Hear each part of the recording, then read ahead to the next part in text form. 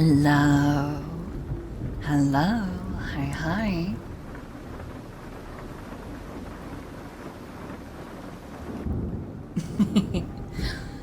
Evening, everybody. Hi. How you doing?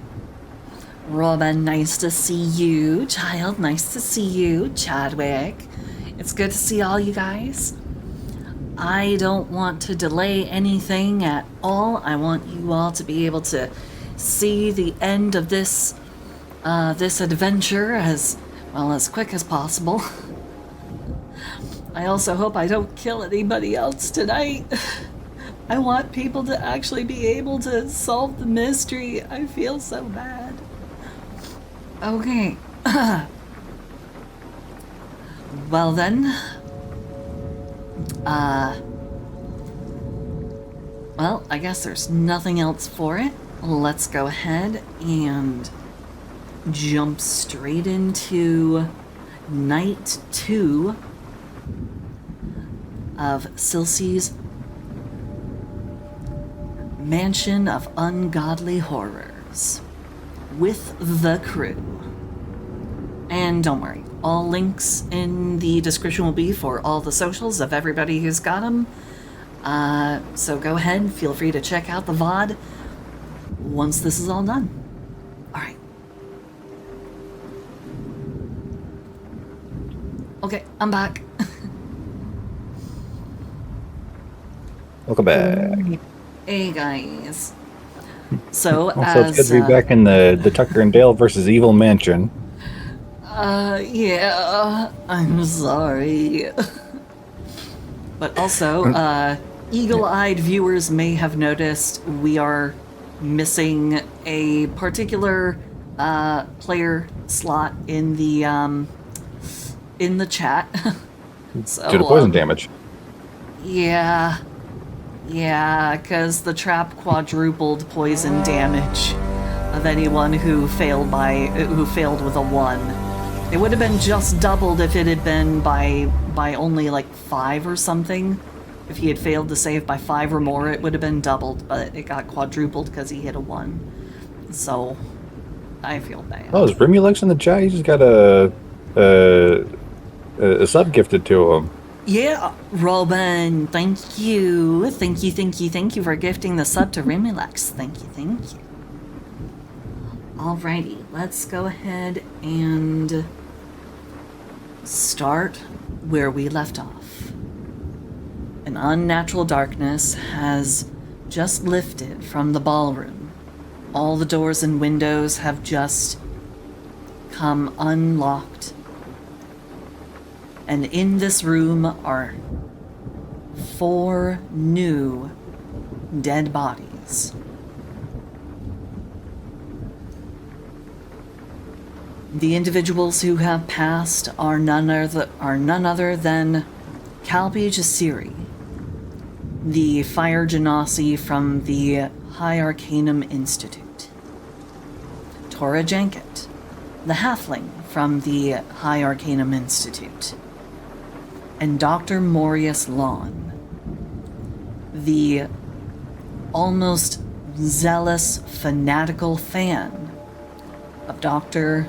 Leland Reedmont. And now, you are all here in this room of increasing death, looking also at the horrified faces of the servants. The maids are looking at the 4th and final victim of this darkness, Sasha Blankenport, the dwarven chef.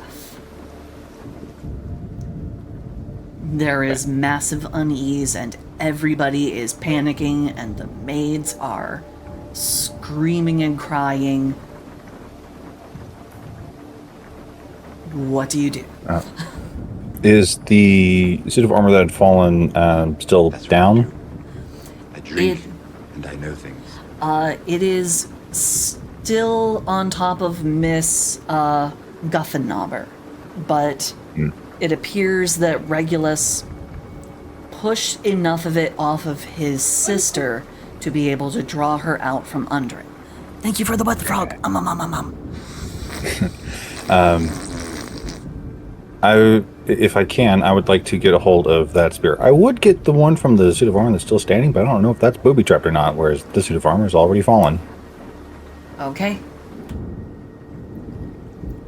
And now, using the long spear, I'm hoping to be out of the doorway as I try to push it open. All right, everybody, stand back. Last time I opened up a door, it shot darts at me that were covered in poison. So please stand back. Please stand out of the way. I do not want to get anybody else hurt or killed. Oh. Sasha doesn't move anymore. Oh, that's an easy way for me to do it. I can just lock the layer. Okay. I've stumbled upon a new secret little thing I can do. Nice. So, all 4 of the maids, they all scramble back over, and they are kind of... They're all just trying their best to, like, Not die. huddle as close together as possible. Ubana is kind of... It is kind of like the like collection post. Everyone gather toward the giant, warm, fluffy, woolly mammoth. Okay. Creed is And then- sobbing uncontrollably because she may not have heard any of what just happened, which made it all the more terrifying, the darkness and the feeling of the thump in the floor. But seeing that Sasha has been crushed by the falling chandelier, she was close with Sasha.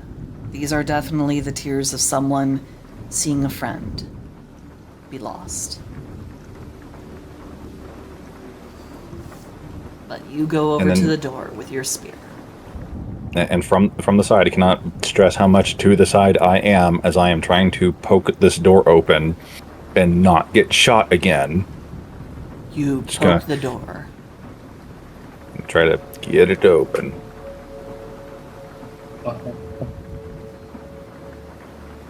While Briar is poking the door, I'm looking to the maids. Why are there so many traps in this place?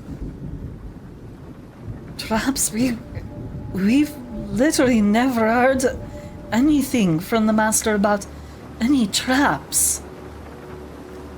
And Briar, as you push open the door, nothing gets sprung. No trap. Nothing. And then as I'm going forward, I'm using the spear to check for false floors and just trying to stay constant vigilant as I'm making my way out of the room. Tonk, tonk, tonk. Foo, foo, foo. Tonk, tonk, tonk. I remember this tactic, the old school first, second edition. Poke everything with a 10-foot pole. And see what gets triggered. Yep. Unfortunately, I don't have access to Mage Hand to do this stuff for me, but I'm working with what I got. Whoosh, whoosh, whoosh. Tonk, tonk, tonk. Nothing's activating. It's as though there's no trap here. Yeah, well, the maids had, just said that they didn't know anything about traps, and I've seen traps all over this place. No, thank you, ma'am. Hopefully, they'll see that I'm kind of making a safe way out. I'm not doing the false floor again. I'm making my way towards the front door, and hopefully, people will follow me without me having to say, "Hey, follow me." Some people are, but you are also reminded, oh wait, the whole entire outside has become overgrown outside the wall. A whole nother wall of trees, too thick to just simply pass through, especially for some of the more sizable, robust individuals here like Ubana or Creed. Look to Creed. Well, we can't do anything about the overgrown stuff from inside the house either. So why stay in the booby traps? Good point, good point. So, you go ahead and wait for everyone to kind of follow you out. Everyone does. Everyone is coming out to join you. And the way that I've seen it, if anybody had mentioned Darius, flipping his lid, he can't kill us with the booby traps if we don't stay where the booby traps are. So if he wants us dead, he's going to have to come out and get us. I just hope there's nothing, booby traps on the grounds to keep out intruders that don't make it to the house. Well, the way I see it, it's much easier to set up booby traps inside the house than it is outside the house. I could be very wrong about that, considering that I'm injured and a lot of people are dead, but we'll see.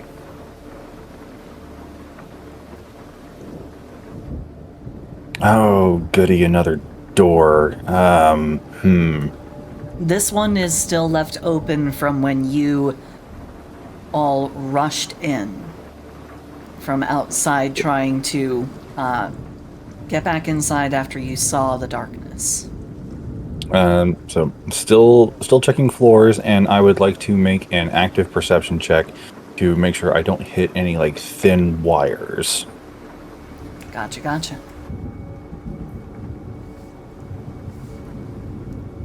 24 on my perception.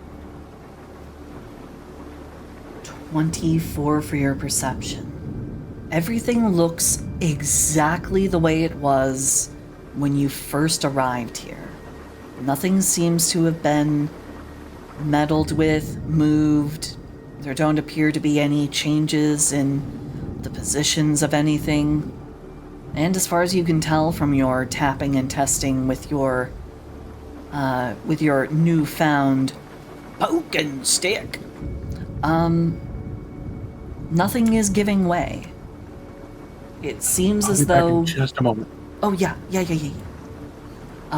It appears as though there's nothing to try and test for. It is completely and totally clear, as far as you can tell. I'm not getting lured into a false sense of security that easy, Miss Ford.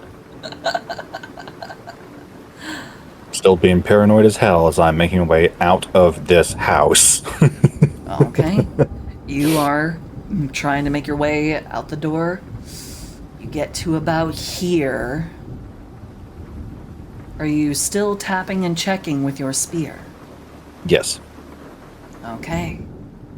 Because Ione died in front of me to a false floor. I'm not falling for that, literally. Aw, what do you mean? I wouldn't be doing anything to try and I wouldn't ever be doing anything to try and make things hard for you. Ever. I mean it. I'm being nice. I would never try and kill all of you. Violently. Disturbingly. Also, hi, Mike.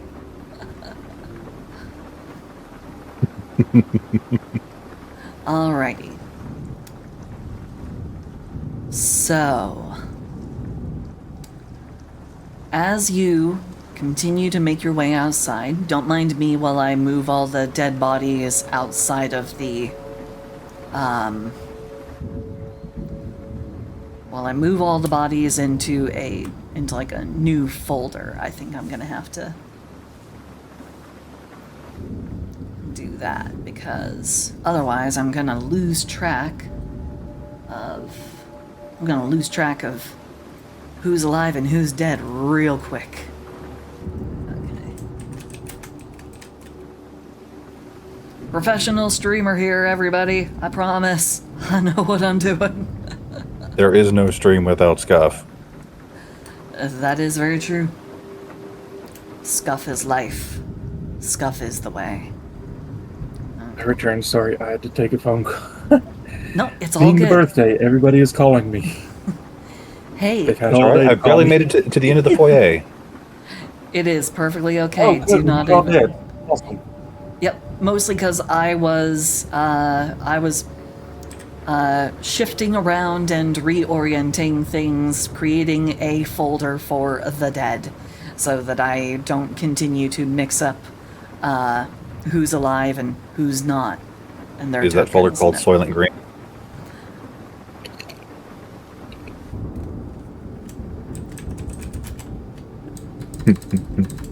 It is now.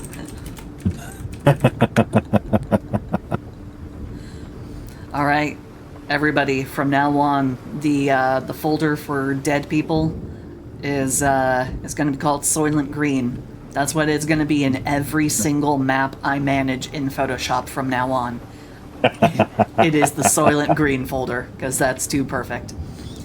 Especially because, as you look out, there's more growth. And it's not just trees. Now you notice that there are vines. And they aren't just growing from out and over and around the walls of the perimeter. They're growing up in patches of grass and bushes and the planter boxes with flowers. And it's really strange because the vines seem to be only heading directly toward the mansion. They're not growing out in random directions just trying to spread. They seem to all be drawn to a singular point.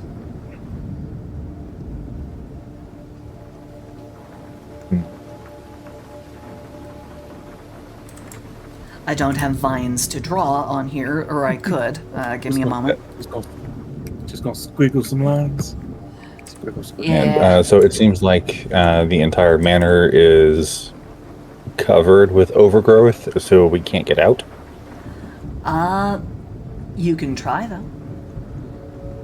You can always try. Nothing says you can't. I've got a sneaking suspicion that with these vines and whatnot growing as unnaturally as they are, if it were to even touch one of us, it'd be like a devil snare situation. Maybe. You don't know. Want to give it a try. Come on, just poke your pink toe out. What's the worst that could happen? Can we see the guards at the guardhouse? I'm glad that you mentioned that. I do have that really high perception. You do see the guard post tents. These ones. Give me a moment while I continue to just kind of make random brush passes as it's just growing thick and dark, overgrown all around. As far as you can tell, it seems to be blocked by the wall, but a high perception lad who doesn't have dark vision out to 120 feet or anything, you might have a little bit of difficulty seeing as far out as it is actually reaching. Yeah. But it is basically grown all around the entire mansion. Like, there does not appear to be anywhere that has not been encroached upon yet. It's almost like a deep wall of wild green. And you guys get to see all these things being made in real time, because I'm a professional. And I totally prepared for this ahead of time. Hush. Oh boy. I don't need that death counter, because I have a new way of tracking deaths. Indeed. I just lock the layer, move them down into a folder, and then turn them invisible. So bodies are all basically being left where you end up leaving them. But yeah.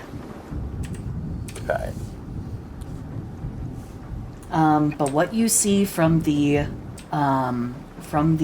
guard tents, you see the guards are no longer standing on the ground. They seem to be held up in increasingly bark-encrusted, very savage, very lethal-looking barbed vines that are just It's almost like a Vlad the Impaler situation. They are Oh, just... so worse than Devil Snare. Okay. Ew. Yep. Yeah, Devil Snare just strangles you. Yep, no, these guys got full-on Vladed. Just straight on up through the middle. They are being raised up, bit by bit. You might even be curious if they started to sprout leaves, but that would require you to go a little closer to check. No, thank you. So Briar, letting out an exasperated sigh, turns around to the rest of the group. All right, so apparently it seems like the grounds are being overgrown with demonic devilish vines or something. Something has been activated and it is coming for the house. I highly advise staying away from doors and windows. There is more intense sobbing from the maids. They are terrified. And the other guests go, I cannot believe this. It's all going so terribly wrong. We just wanted it. It was supposed Just wanted to be what? It was just supposed to be a symposium. Intellectual study, that was all. We didn't come Okay. here to die. You get the None of feeling us that did. some of them don't seem to handle the prospect of death for themselves all that well.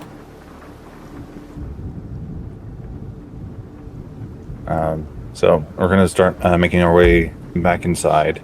The way I see it, we need to find two people. Either Mr. Roland or Mr. Darius. Because I don't know where either of them are. Mr. Darius seems like he'd be the one who know what's going on, but Mr. Roland needs to explain himself for why he's been missing. I have a vague idea where he is. Remember that trap that took my damn leg off? Pretty sure he could still be in there. Yeah, and I remember that. Glad it's still, stuck on there. DM's note, I really didn't want to take your leg, so that's why I let you keep it. I'm so sorry. It's perfectly fine, and you gave a valid reason. You literally used magic to literally heal the leg. I don't think anyone's going to really question it by getting any further than that. Nope.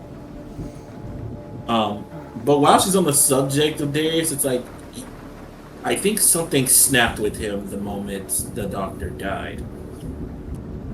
Like, he seemed like his usual self, how everybody else would when somebody they care about died, but I think he's going off the deep end. Which brings me to a good question. And she kind of does look over at the polar bear shifter and Creed. It's like, what is the one thing you're supposed to do again?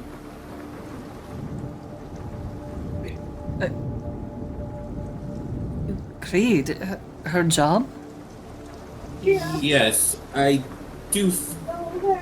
It is a little weird that you have a, deaf person on staff that, of course, does. I'm not accusing or anything like that. I want to make that clear. There's no accusation or anything. But That's what I does do. her job have anything I to do drink, with and I know things. anything involving Darius? Darius, no. No. Her only job was leaving dinner out for the doctor. That's all. Just his lunch and his dinner. That was all. She's kind of hugging Creed a little bit closer. Where does she usually serve his dinner?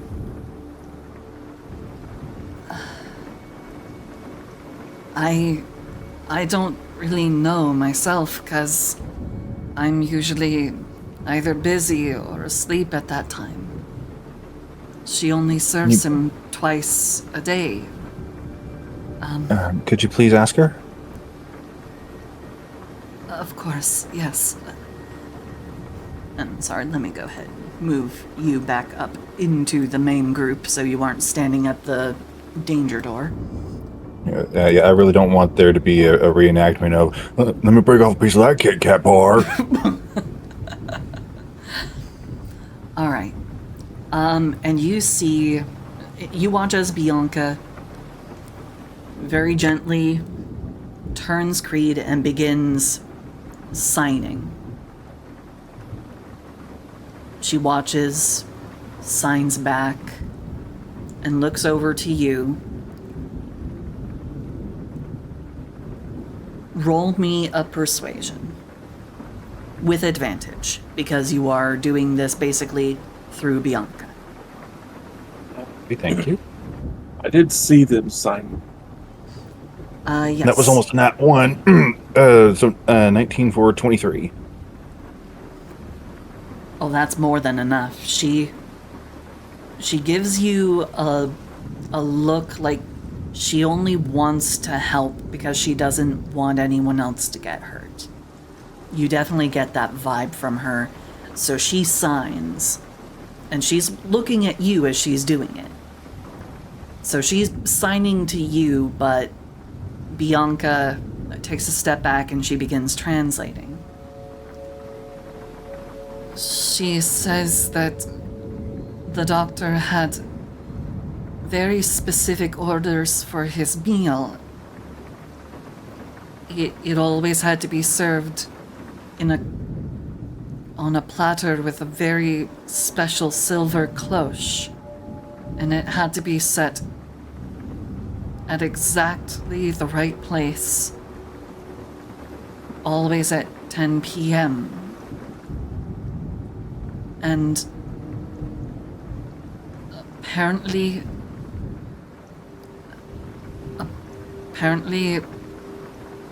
he also instructed her to never remain after she left the dish, that she was to always leave. Her signing pauses for a moment. Creed's face kind of scrunches up. She kind of looks down and away and looks a little... It might be a look of a little bit of shame, a little bit of embarrassment. But she slowly begins to sign again. She once hid just out of sight because she was curious why the doctor always told her to put the dish so far from his room on the second floor. She was curious why it was always supposed to be in the one place, never anywhere else, not even an inch off. It's a passageway in the drawing room? A wall right by where she would leave the platter. She doesn't really understand how magic works, but she does realize that the door was concealed, like some sort of special trick mechanism. It's under the mounted buck on the wall. And the platter has to be placed under the elk head.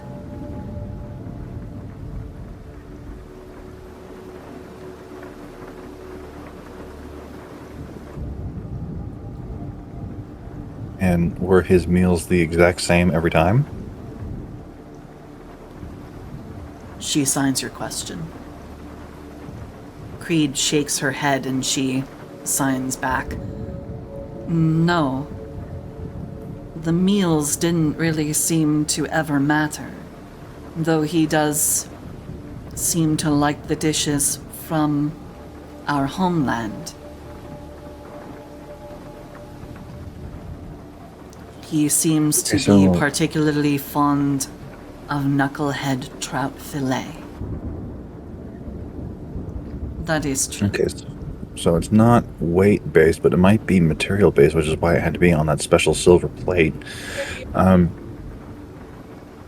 Is that plate in the kitchen? Sasha prepares the meals. She works the second latest. That's where she often would have. That's where she had to go every lunchtime to grab the platter. So I think so.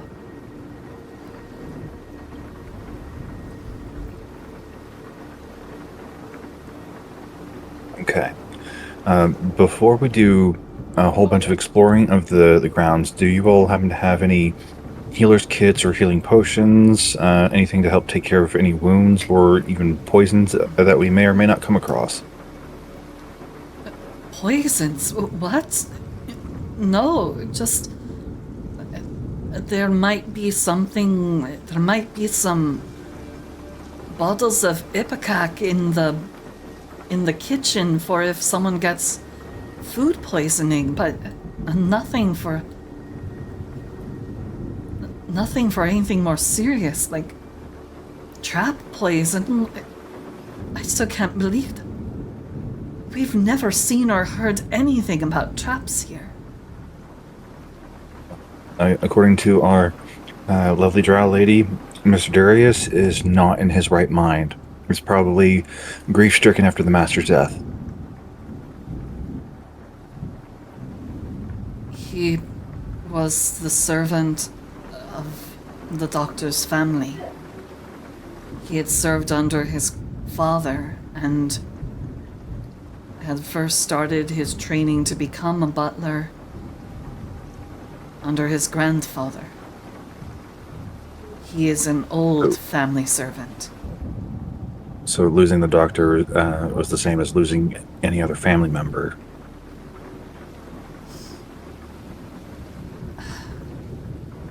Probably. Okay. Well, before we jump the cart, as much as I really want to just go ahead and get this figured out, maybe we should head to the drawing room first to see if we even need to go to get that special plate in order to activate the hidden door. Because I got a feeling that Darius might be holding up in there. Be good if everybody stays away from heavy things and out from under chandeliers. Indeed. Also, be mindful of where those suits of armor are, because apparently there might be some magical booby traps that get fired off from those things. It apparently ripped the head off of the high elf. Oh god. Oh. She and pretty. Dubana both look like they're about to be sick, and Creed, who is still furiously trying to fight back tears as she's watching people's faces and people's mouths. You get the sense that she's not very good at reading lips, but she's definitely making an effort to try and read the vibe of the room.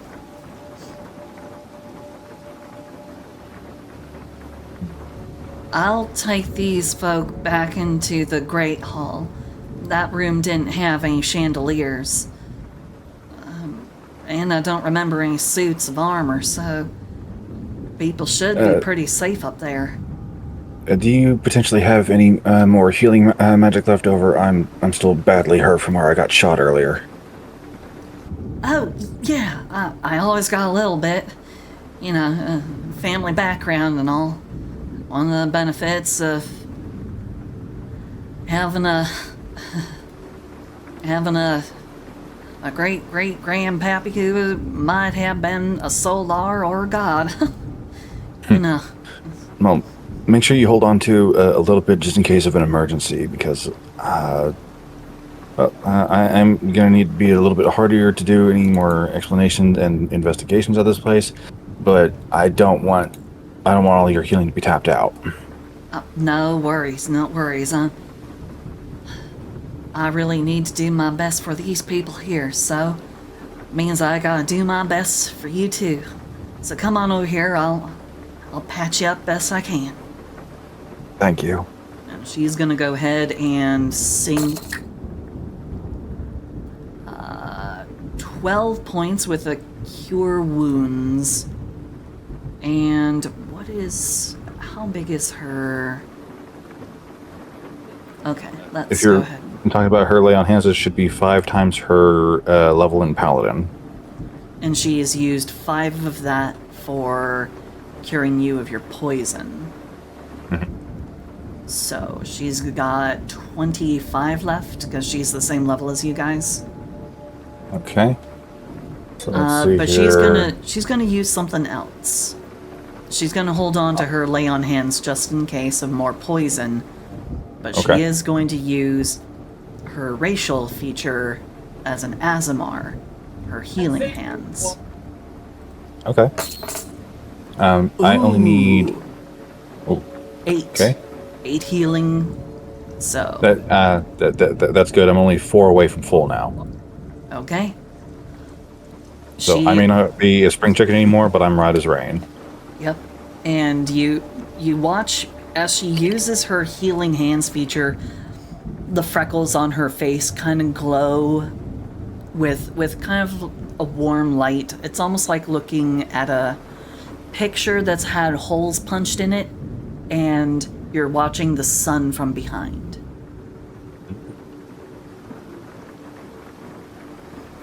All right. There you go. You feeling all right? You need to take another better. sit. Another sit. Do you need a breather? And I should be fine. And he'll look out to the rest of the party. Do either of you need any resting before we continue on with this endeavor? All right, Miss Larice, are you doing okay? I saw you got hit by that fallen chandelier and your bow. How are you doing, hun? You doing okay? My back is a little sore, but I could use at least a little tap if you got it. I will do what I can. All right, just come right on over here. She will go ahead and she's gonna cast another Cure Wounds. Very nice. 19 healing for you. Okay, yeah, no, she's standing a little more up, a little bit more upright now. Just like the little noticeable limp. It's like, okay, thank you. All right. And what about the hubby? You doing okay? Do you need to have any kind of a touch up? You got a bit of a scrape there on your head. No, I'm fine. You hold on to your magic for someone who really deeply needs it. I'm doing fine. Let's try and get everybody into the Great Hall. You said there's no chandeliers or nothing. I'm fond of that. Sounds like a good deal. Alright. You be careful, hon. Because I don't want to see you... I don't want to see you get hurt, okay, babe? She does wrap her arms around his stomach. It's like, don't worry, I want this shit to be over too. At this point, fuck the... Yeah, at this point, fuck the bed. I just need this to be done. Yep. Fuck the bet. Alright. Alright. You go ahead, you do what you gotta do. You know more about what's going on than any of us. We're just gonna try and keep out of your way. We're gonna try and make sure we're safe. So you don't gotta worry about us, alright?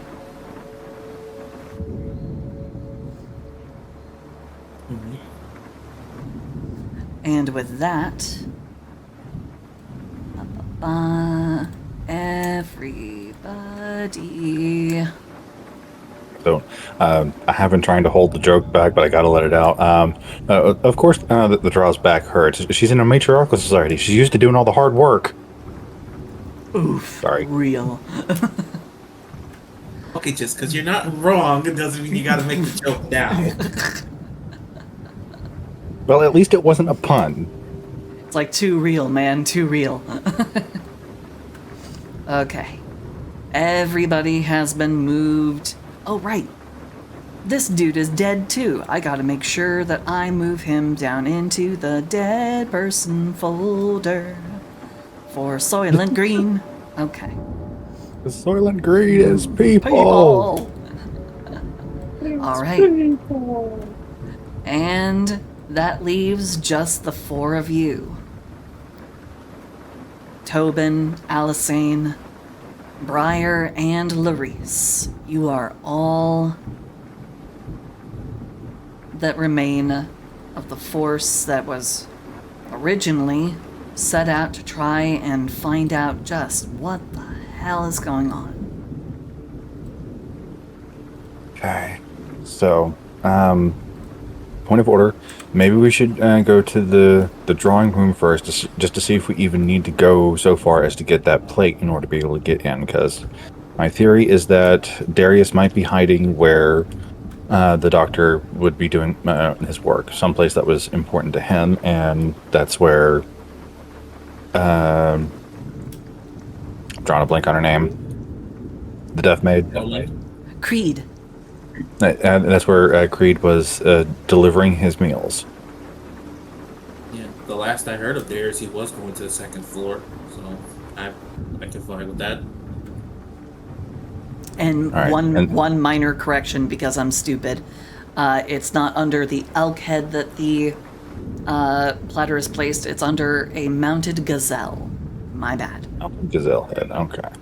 Yep. Because there are, as you get to the drawing room, you see that there are 3 mounted heads. One of a reindeer, one of a very, very, very well-racked buck, and then one of a curly-horned gazelle. Probably came from a desert safari or something, though the doctor did not betray a hunter's inclination, even for sport. Maybe he bought it at some estate sale or something, who knows. But you do see that the counter does have a spot just underneath where the gazelle head is. There's a set of cupboards, and right there on the spot, directly under it, does seem to be a somewhat well-worn, indented area where something heavy has been placed, or maybe something has been put many, many times. You are able to pick this up with your passive perception. Thank you. I would, while still doing my tippy tappies in order to get over there and nice and safe, I would like to investigate the area and check for traps because I'm not doing the Indiana Jones shit either. Okay, where do you decide to look first? That is a very important question.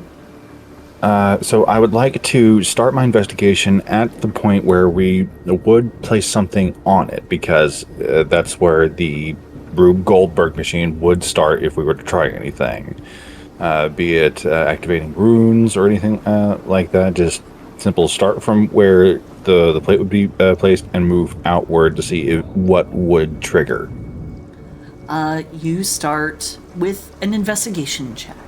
What are the rest of you doing?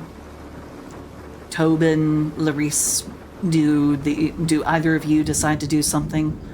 Alisane is going to go ahead and say, I'm gonna see about maybe checking the room where Darius said he was gonna be hauling that body off. That seems like another good place to check, just in case he might be waiting to spring out of a small little room. Double check for false floors. Will do. Starts slowly tapping in front of her and... I'll go checking with you. I've got thieves tools on me. Alright, just be careful. Alright, little man, looks like you got my back. Yes, sir. Do not let that baby boy get hurt. Really, if please. anything, I'm going first, and I'll be the one being hurt. Really, please don't. I don't think I could do a whole lot more healing. I'm a little bit tapped out, making sure everybody's in good as condition as they're in now. This is translation for she's got one first level slot left. All right. So when the time comes, because I don't know if you're going to do other things, but just when the time comes, my investigation was a 27. All right. So your investigation, Briar, starts here at this spot. It's not a deep indentation in the counter in this set of cupboards. It's fairly shallow. It's more that it just seems to be a place where something has been set down a lot of times. It also looks like some heat, condensation, and whatnot have worked their magic on this wooden surface. It's pretty clear something gets set here, and you can see the exact spot. It has a fairly clear outline. As far as you can tell, there are no traps or mechanisms immediately right here. Do you check inside? Well, I'm not going to just fling the doors open because, hey, this is a door. It could be booby-trapped. I'm going to check it for traps. Okay. You check the cupboard below for traps. Given your investigation, this is all operating off of your investigation check you already made, so no worries. Okay. You don't find any suspicious mechanisms connected to the door. So you are able to open it with the certainty that you are relatively safe from immediate harm. And then continuing on with the trail from where the thing gets set and trying to see what all gets activated when something is put there. You do see what appears to be a thing, some sort of small, dark, burnished bronze metal object affixed to the bottom of the cupboard surface where it would match, it would mirror the spot on the top where whatever platter is somewhere else. It looks like this is a part of the mechanism, but there is nothing connected to it. Probably sends out either a radio wave or some kind of arcane wave. So, yeah, it's probably going to have to be that specific plate, too. In IRL, the plate is a password. And Alisane and... oh, sorry, did you want to do something, Tobin? I'm pretty quick on my feet. If you need, I can go to the kitchens and get the silver plate. I wouldn't go by yourself, especially with everything that's going on around here. We don't know if Roland is a murderer or not. I also don't want what happened to Ione happening to you. Kind of holds up a toothpick arm. I'm a lot more resilient than I look. Sorry. All that being said, there is still safety in numbers. And being careful. Hey, Larice, why don't you go and stick with the wee lad, okay? Should be a lot safer if it's you going with him, 'cause again, I ain't so much a fighter as I am more of a healer. So if something does happen, No, that's quite fair. Yeah, I'm just. She'll go back over. Do you at least want me to check that door for the traps or anything? oh no, I got it. It's fine. I'll just she pulls her hammer off her back The head of it is still kind of wrapped up in a very, very damp and kind of muddy looking fabric, and she just kind of gives it a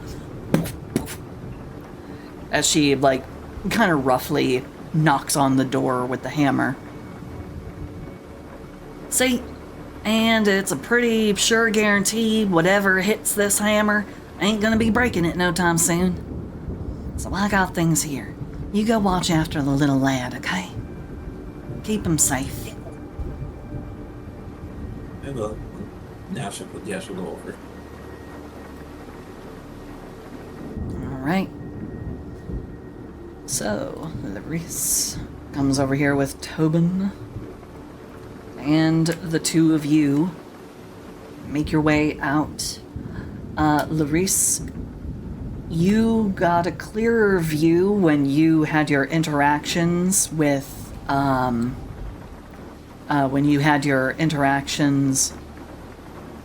with the chef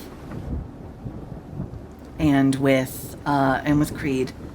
So you have a little bit clearer an idea, because you saw what direction Sasha came from, and you saw what direction Creed went.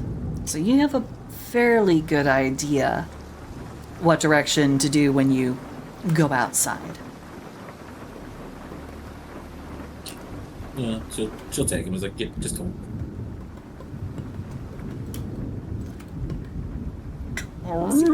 Is everyone in the hall dead? No, but there seems to be a lot of emotional distress here. Alessandra and Tippy, the elf and the tiefling maids are just tightly embracing, and they are trying to reassure one another that everything's gonna be okay. Everything's gonna be okay. Bianca and Creed are they're signing to one another, and give me an insight check.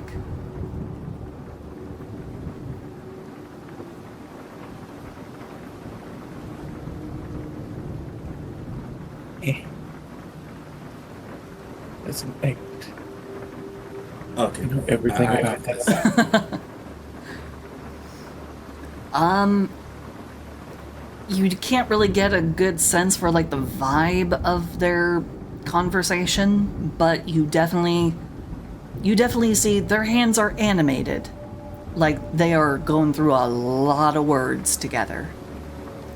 And Ubana is just kind of like, she's just kind of standing by them, not engaged in the discussion. She clearly does not have the ability to sign, but she is basically just kind of staying close to her frosty furry ladies. Do I pick up any of it? I do know some. You pick up a word or two, and some of the words in the order that you pick them up seem to indicate Creed is very, very upset and distressed that Bianca has already put herself in places and situations that seem to have put her at risk. You also see some signing about something about a sword and a butt. What you got? You also do see, you see the, hold on.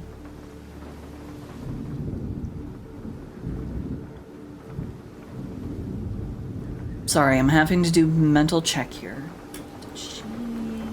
Hold on. I'm having to recheck because I have actually forgotten if I did a thing.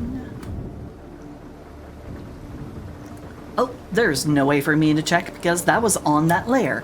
Oh boy. Oh boy. I forget. Oh no. No, she's still alive. Okay. Sorry. Sorry. My bad. Okay. My bad. I am distressed because I'm losing track of I'm losing track of who I've killed off and who I haven't. So yeah, the half elf is over here, kind of talking with the magic folk, and yeah. But as you're passing through, you do see the admiral, and you see the other imperial representative. They are doing some furtive whispering. They are heads close together, and they're like eyeing the whole space, kind of looking around. You're not entirely sure what it is. They are what it is they're saying, but it's kind of weird. Do you guys try and talk to anybody, try and give reassurances, anything like that? Or do you just decide to continue on going to the kitchen?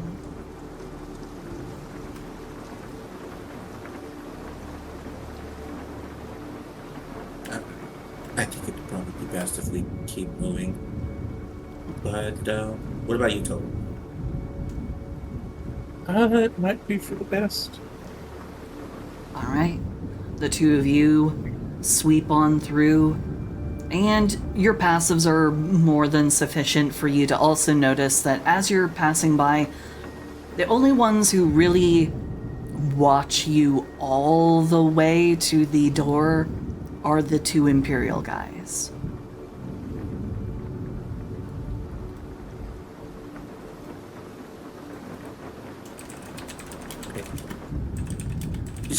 She makes sure to just get like an arm close around Tobin and just like pat his shoulder, like she's trying to say non-verbally, pay no mind, keep going.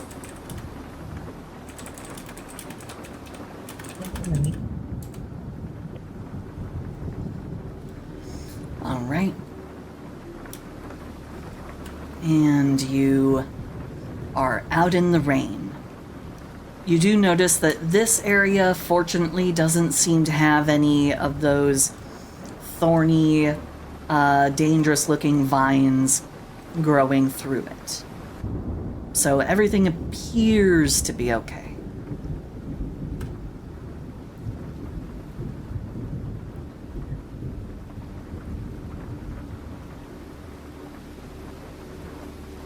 Okay, I'm gonna check the door now. You just keep behind me, okay? All right. Okay. Just checking the door for traps. As you're checking the door, you hear a terrified male scream. Through the door? Through the door. Someone... She's kicking it open. No. Other door. Someone in the Great Hall From where we came. just lost their shit, and they are screaming in terror. And it seems to be a male voice.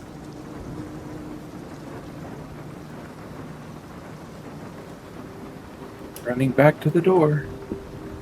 Okay. You open the door, and what you see the Admiral, the tired, middle-aged looking man, peppered hair. He looks absolutely just out of his mind. His face is contorted in absolute terror as he is actually attempting to strangle Aelmar, who was just next to him. And Aelmar and Veshar are both having to try to get kind of a handle on whatever just happened with this guy. And even the other Imperial looks shocked. Like, he doesn't understand what's going on. But he just appears to have, boop, totally lost it. And he is trying to kill your husband.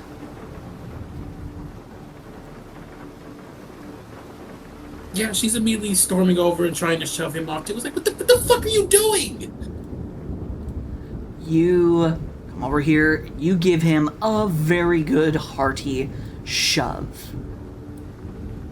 Are you being careful about what direction you're shoving him? Like, Well, yeah, you're not gonna shove him into the servants, right? Because they already like they're having a hard time. No, she's not trying to shove him into like other people. At most, she's just trying to shove him to the ground. Okay. Give me a strength check. Athletics. Knock his hind end prone. We will see. 12. Okay, let me go ahead and...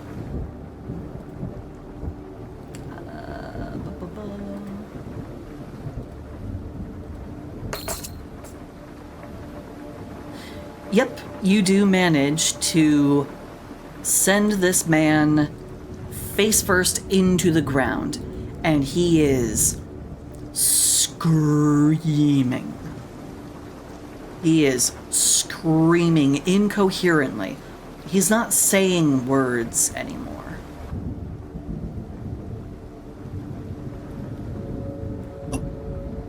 But yeah, you have him down on the floor, right on that carpet.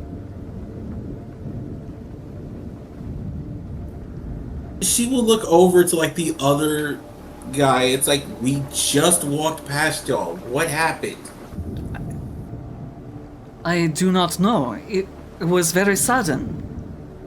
There was no precipitation. We were just having a discussion about how all of this seems to be very... the timing of all of this, and we were talking about maybe it was the works of some foreign nation invading and trying to stop this, but then his eyes got wide and he began screaming, pushed me back, turned, and he began laying his hands upon your husband. I'm sorry, I don't know what came over him. It's okay, it's okay. She's trying to look this man over. Is there a way she could see if maybe this was like magic induced or... You can try and give an Arcana check. Okay. Roll me that beautiful Arcana. I'm just not having the good rolls today. 5. I feel bad, neither am I. It's... yeah, oh, Tobin, do you want to try and give a check as well? I know that, magic. It's a thing. ... My strong suit, that's a 10? No. Unfortunately, it is hard to tell. This is a charged atmosphere as it is, but maybe the pressure just got to him. Maybe it was something he ate. Maybe it's gas. Is it love or is it gas? Who knows? But he is struggling. He is thrashing, and something is making him try even harder to get free. He now does not seem to want to be near any of you.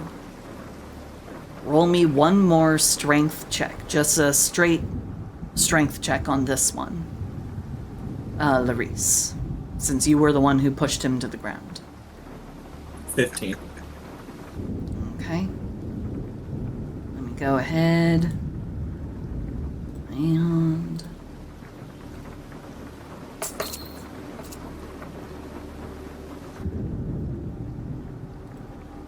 I need to set this back to just rolling for me. Okay.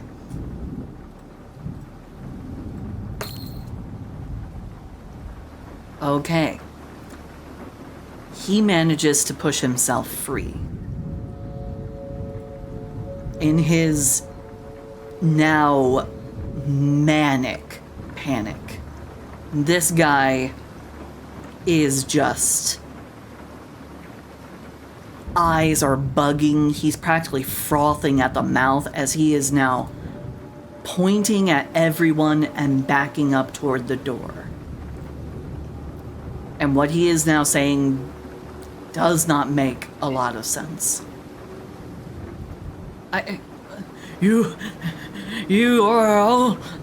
You get all of those eyes off of me. How dare you? I'm an admiral. Get away from me! And he shoulders the door and he is running out.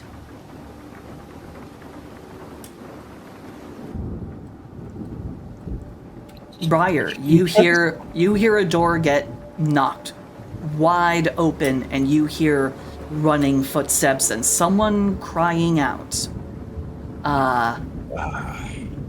You hear someone shouting out. Yeah, that does not sound good, so I'm going to start running as well. I'll even cunning action bonus action sprint. I need to, just so I can catch up with this guy, because I am Speedy Squirrel. You are Speedy Squirrel. But also, this guy is a trained military officer. And he seems to... Okay, then I'm bonus action and action sprinting to be even speedier Squirrel. Yep. And you are keeping about pace with him. Hammy, it is let's not something... claw, more pad. Yep. And he may not have betrayed his physical fitness before, but now you can tell he was properly trained, and he's also driven by something. Something is compelling him. He's also heading to outside where the nope ropes are, so...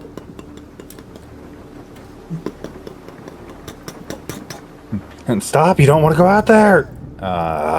One toe on the vine. You watch as the vine that he barely even nudges with his foot whips up like a lightning bolt from the ground and just right through his gut, up through his torso, and out of his mouth. He is now speared, and he is now dead. Slamming the door shut and locking it. Okay. Easy enough to do. You can go ahead and do a basic simple lock on the... you can use your tools to basically activate the lock. Oh, does this not have like an inside lock where I can just click it shut or like deadbolt? It seems to be a form of overly truncated arcano-electric lock. Which might also explain how all of the doors and windows were able to be locked all at once in the ballroom. Right. Yeah. Not overly complicated stuff. I'm not touching it because chances are, if I touch that thing with the wrong thing, it's gonna touch something that I'm not supposed to touch, and then I'll be on the ground foaming at the mouth. The AI took control of the smart house. All right. I'm going to head back to the rest of my party members and hopefully learn what happened because, yeah. Yep. Tobin and Larice, you come over here and you are now talking through an open doorway. Alisane has not joined you. So, what did I miss? We're just about to go into the kitchen. There's no vines in the walkway between the buildings. And suddenly screaming from inside the grand room. So we came back in and he was trying to strangle Larissa's husband.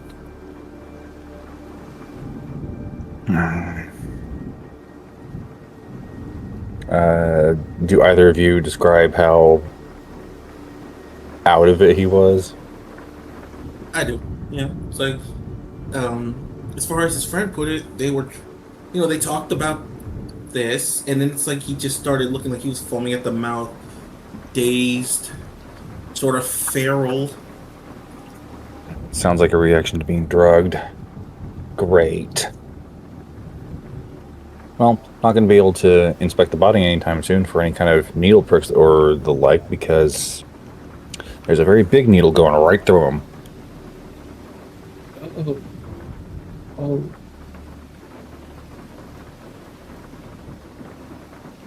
Okay, well, let's just try to get through this as quickly as we can before more people go nuts or die to the vine. You said that there was none going across the walkway? None that we saw. Good, because if you It's so kinda much dark as out there. if you barely touch these things, they will trigger and you will die. Oh. Yeah. Looks to Larissa. You're better at seeing in the dark. He kind of waves a hand in front of the ruined glasses. Even Yeah, with these and human eyes. And I'd rather not use magic in order to be able to see in the dark, because even normal plants are attracted to light for obvious reasons. Up to the I got kitchen. it. I got it. I'll walk you both. Thank you. I can see about a foot in front of me in the dark, but that's about it. And he taps his spectacles.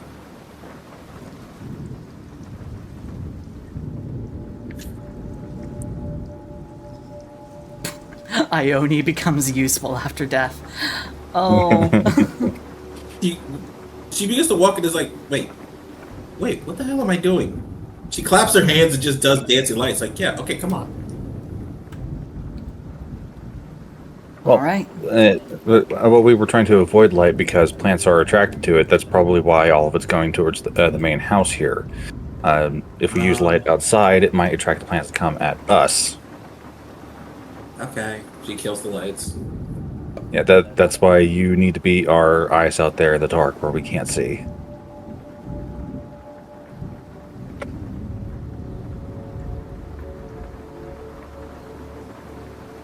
All right.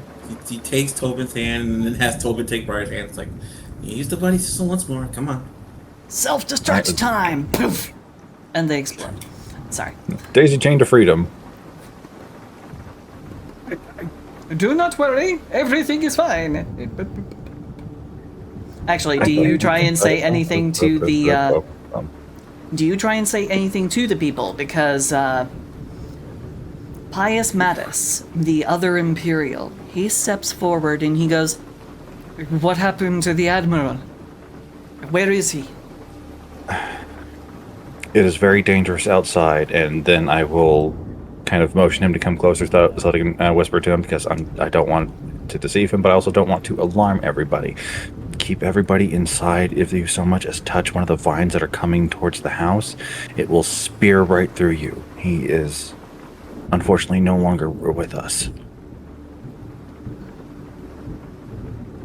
If you need to look out, look through the open, well, not the open, but one of the windows at the front there. You should be able to see him. He's very close to the house. Even with the heavy rain, he should be visible. But it's still a whole lot of not good. I understand. I will do what I can to try and keep the others calm. Thank you. Please, And, you must find what is happening here. Find out how we may be able to escape. There are innocents here. And there is reason to believe that the Admiral was drugged into his frenzy. So if somebody even remotely complains about, like, a fly biting them or getting a bee sting out of nowhere, watch them carefully. Or if there's anybody else that knows healing magic, I don't know. Understood. Unfortunately, my own magic talents are negligible, but we do still have 3 of the casters and a paladin from the High Arcane. Well, one of them also from the Wheelmakers. I don't know if he'll be of much help for healing, but we will see. paladins are very talented with dealing with poisoned or influenced conditions. So I will see about talking to the Goliath. The passing of Thank his you. sister seems to have hurt him very deeply. Appeal to his pride as a paladin. He should want to protect as many people as he can, depending on what order he's with. I will. I'll go and Thank you. stop whatever is happening here. We'll Hand try to be pat as on speedy your as we shoulder. can. And then I will he- join my party mates. Okay. He comes back in. He begins telling people what's going on. You join the other two? Or do you go Yep. back to the drawing room? There's not much I can do in the drawing room until we have the plate, and Okay. I'm just gonna go with these two and just kind of help keep an eye out. Okay. That does mean you are leaving Alisane completely alone. Because the last place you saw her, she was going into the room next to the drawing room, where the butler was last positively seen exiting. I can't. Yeah. Robin, you're in good hands. Here, I can't in good conscience leave anybody alone in this stinking house. So be speedy. You all will know where to find me. And I'm heading back to the drawing room. Tippy tappy, tippy tappy, tippy tappy. I'm paranoid as hell. All right. And with that big old beautiful 27 investigation, you do manage a complete circuit around the rest of the room. Nothing else seems out of order. So the only place that you've really noticed something is just right here. The mechanism that you already knew to try and look for. Alright, since I haven't heard anything from the paladin in a bit, I do want to go check on her. You open the door. The room is empty. Great. Bollocks. I'm gonna need a new investigation roll, aren't I? Yep, but that can wait until these two go and get the platter and cloche.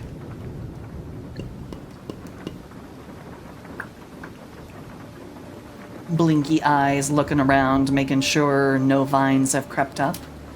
The vines don't seem to have reached this far into the complex, but you can definitely see what appears to be massive looming trees on the outside.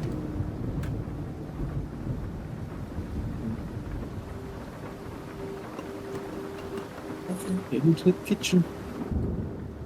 And so there's not a lot of plates and potions. Right. Oh Lord, I hope there's not a specific one we need. Like really, really specific. Okay, I think it's okay. We should know which one we're looking for.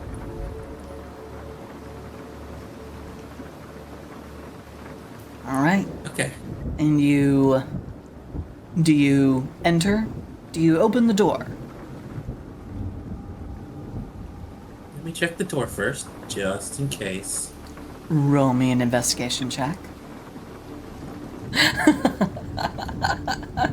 I keep trying to scroll on the map. I'm so sorry. You're fine. It's 18. It's just a good map. It's a very good map. I'm just reading. I'm just reading. Boss going. I'm trying to scroll. I'm so sorry. All right. The door is not locked. You get the sense that. Sasha didn't really have time to lock up before she left. Oh yeah, she stormed out, going, "Who kebabbed my lass?" Here, take a sword and stuck it in the bum of my lass. I'll fucking cut you. Okay. So, do you enter? Nothing appears Yes, to be out of the ordinary. It all appears to be clear and germane. Much You do? trepidation, yes. And what are your passives? Just your passive perceptions.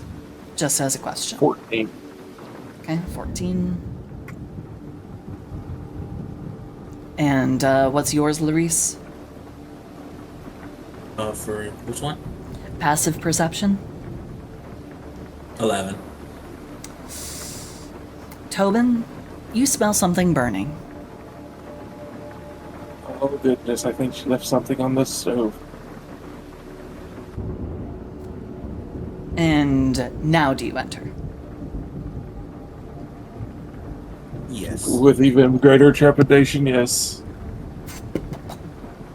You walk in and it is a haze of smoke up around the ceiling, but there doesn't appear to be any kind of out of control blaze or anything like that. Instead, it is just a lot of smoke. A lot of smoke. And it appears to be coming from not any platters, but there is a closed cast iron oven.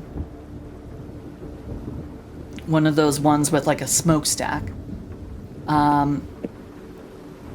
And it appears that it is just smoking something heavy.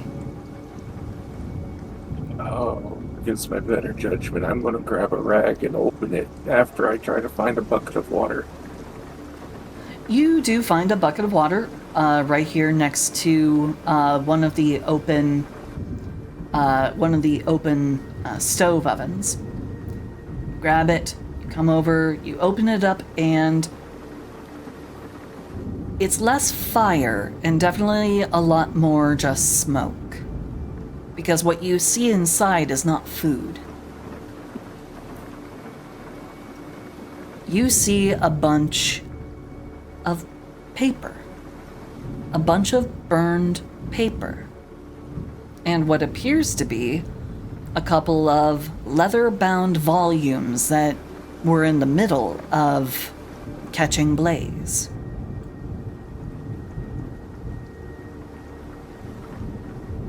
Yeah.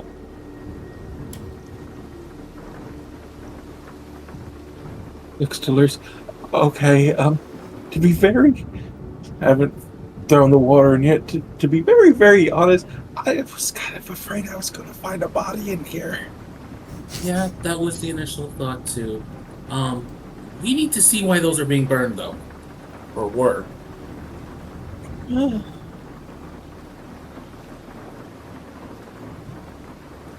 What do you do? Do you throw the water in to try and stop the fire, or do you reach in to grab whatever volumes may still be intact? I got fast hands, I'll fucking reach for it. Okay. Like I said, it's not a big, huge, rolling blaze or fire. It's more like one of those kind of comfy, campfire-y burns where the fire is low and it's just kind of creeping embers eating up the remaining pages and bits of leather that haven't already been turned into carbon. Now, let me go ahead and do a roll here for myself. She pulls out what she Ooh. can. I'm going to just hawk the water in. Okay. You toss the water in. Larice absolutely just like lightning thrusts her hands in there to try and grab what she can, but it appears that this blaze has been going on for some time. There's barely anything left. It is just tatters, small little pinches of paper left. I rolled a percentile dice and it said 94% of everything got burned. So my bad on that. But yeah, so 94% of everything that was shoved in here has just... You catch maybe one piece or two that have like a single word, a fragment of a sentence. There's really not anything useful here. It's hilarious. Well,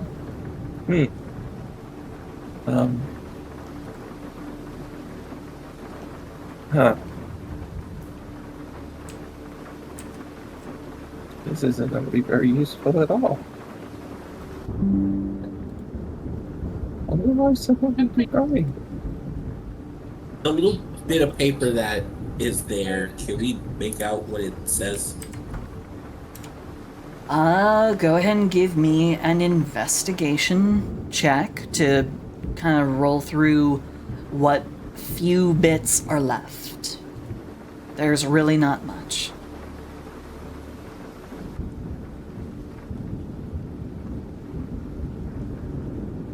$22. You do manage to piece together some words, some sentences and phrases, disjointed, not really coming together to mean anything. You see instances of the word sample, expedition, need to get more. Why is it so far? That's really about all you're able to suss out of all the remaining charred bits.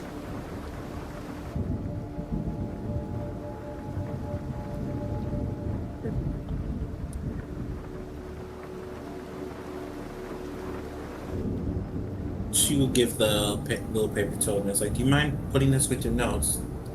I might need to ask about this later. Yeah. Tuck some away in my bag. Okay. Now to look for that damn platter. All right. The moment you start looking around for the platter, you do see an upside-down cloche and a silver platter. Right there on the prep table, right by your side. And you see what appears to be a whole knucklebone trout that has been gutted, and it looks like it was in the middle of being prepared to be seared.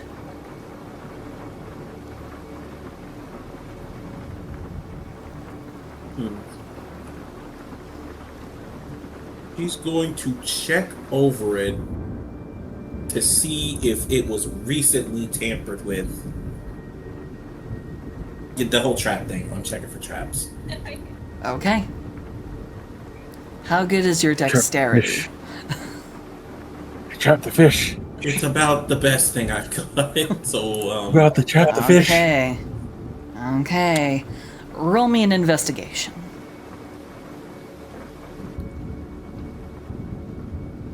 Who knew that the most dangerous poison in this I got manner another was damn food? 5. What is with this day in 5s? You reach your hand out, lightly rolling part of the fish over, examining it very closely.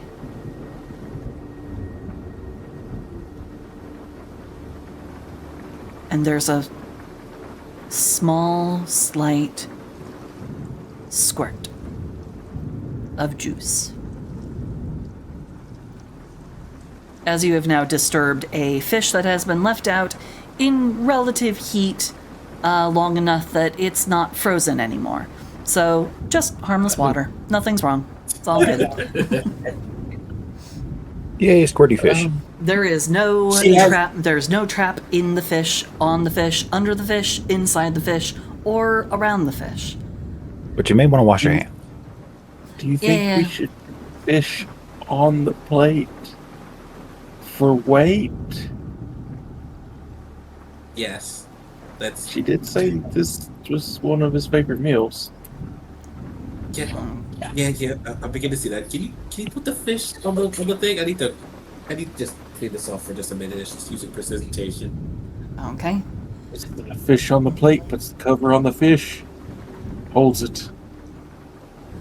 Now that you have placed the cloche on top of the platter, you do notice that the top of the cloche, the big curved dome that goes on top of it, you notice that the head of it, the handle at the very, very top, has a very ornate, almost organic looking growth of metal that curves around a bright blue, frosty looking stone. Almost like a frosted sapphire. Huh. It's just overly fancy.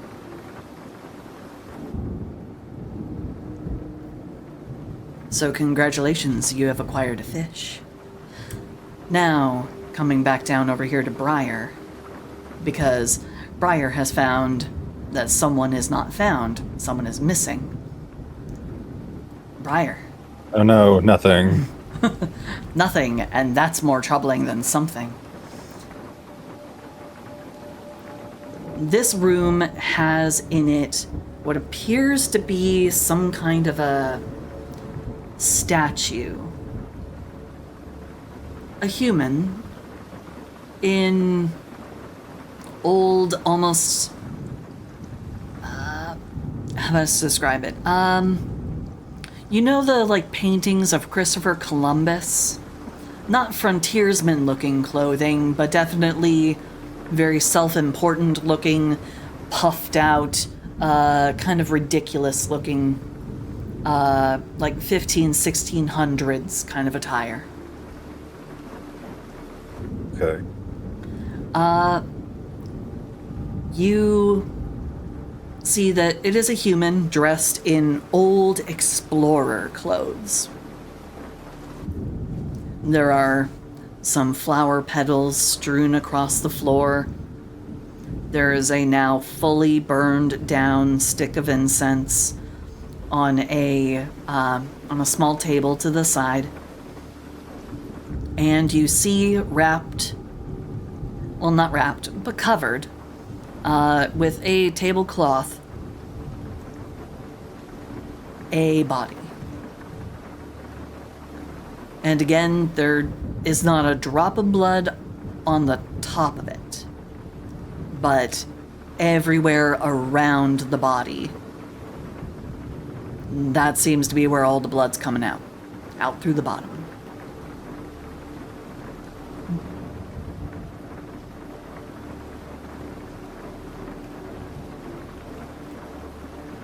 Very gingerly, he's going to pinch a clean part of the sheet and lift it up, assuming to see the doctor. Because that's the only other dead body he knows of that, is probably to be in a place of honor in this manner. You raise up the corner of the cloth to examine the very head-shaped head of whatever body is underneath this cloth. And it is, in fact, the decidedly flatter face of the doctor. I will spare you gross details, but yes. Thank you. Definitely very, I just fell from a not-so-great height onto my back. And everything else from my backside. Okay, so then where did she go? And as he's making his way out of the room, he's actually going to start calling out for her. Did you do an investigation check for this room specifically? I forget. Oh, no, you forgot to ask me that whenever it came to this room. Sorry. Would you like to do an investigation? I would, just to be safe, because that's a very relative term at the moment. That is very true. Go ahead, roll me that investigation. 17. Okay, let me double check what the.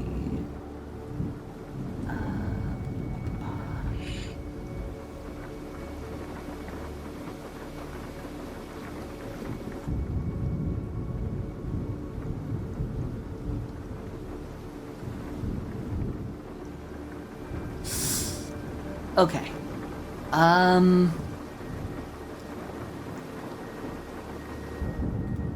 You do see a small smudge from a boot print closer to the statue. So clearly, Alisane must have stepped over the body to get closer to the statue. Maybe she saw something. Maybe she was checking something, but she is nowhere to be seen, and there's no traces of, well, anything in particular. I'm tapping at the floor in front of the statue just to make sure it doesn't like open up as like a trapdoor or something. Nope. It is relatively okay. There is a body that has bled a lot onto this part of the floor. But yeah. I guess I'll inspect the statue. As you inspect the statue, you see that it has definitely been hand carved, and also it shows some of those signs you're familiar with of something that has been shaped with a little bit of magic as well. Some parts are a little too perfect. No tool could have gotten in and done that fine of a detail for hairs on the face. For the very bizarre kind of Gettysburg looking beard and mustache. Even the eyebrows look a little too detailed to have been done by hand tools.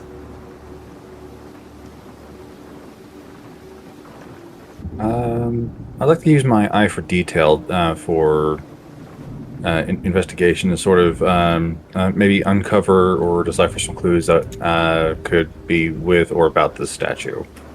Okay, give me one more of those investigation checks. At advantage this time, right? That's what the ability does? They've all been an advantage thanks to my spectacles. Right. 27. Right. Okay. You needed to beat a 20 on that one. Okay.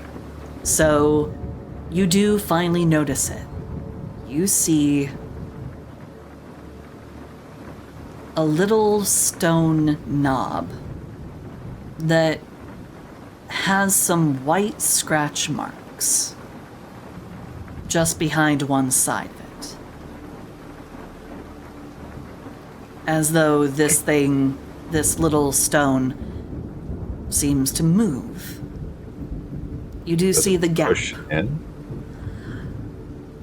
It's more like it looks more like you take it and then you slide it across the surface of the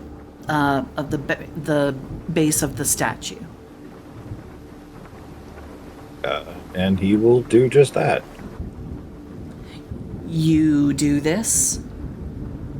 You hear some heavy chomp, chomp, chomp.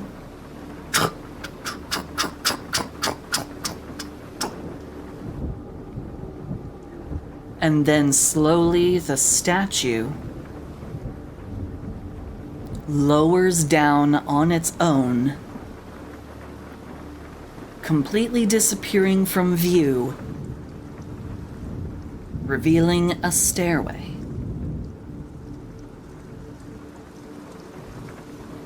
I'm calling out for the paladin. You don't hear anything, but it does seem to echo pretty deep in there.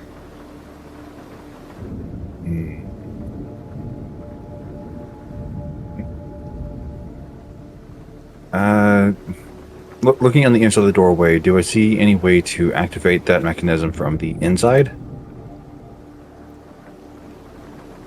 It's pretty easy to see. There is, in fact, a rusted iron lever, kind of like a throw the lever crunk sort of thing, one of those little like tine fork shaped ones in Gotcha. a little circuit Okay. box. So then, yeah, Briar will start making his way slowly down the stairs, keeping his eyes peeled and occasionally calling out for Alisane. And now I get to do the thing. Okay. You didn't want us to go to the basement, but I'm heading there anyway. Yep. Now, I am going to have to very briefly check and make sure that I've got... Okay, yes. I've got all the things turned on. Okay. Thump. How fitting. I'm going to get traumatized next week whenever I head to a basement. I don't know how big the basement you're gonna find over there is, but this one, not so deep, but also not so great. Because as you travel in, you seem to have stumbled upon the family crypt. You see old-styled sarcophagi with stone-chiseled placards right at the feet of them, describing who is buried in each one of these massive, ornately fashioned, heavy stone sarcophagi. And don't Where's the mind Harvest these. Paladin? And don't mind these, I don't know why they're here. I think whoever made the map originally put those there for a reason that I don't want them. So don't mind them. You Gotcha. do... go ahead and give me a perception or investigation, whichever one you want. Perception is to view from a distance, so we'll do that. Okay. Oh, that was almost a 19. 9. 9. It is real dark down here. There actually is no light currently activated down here.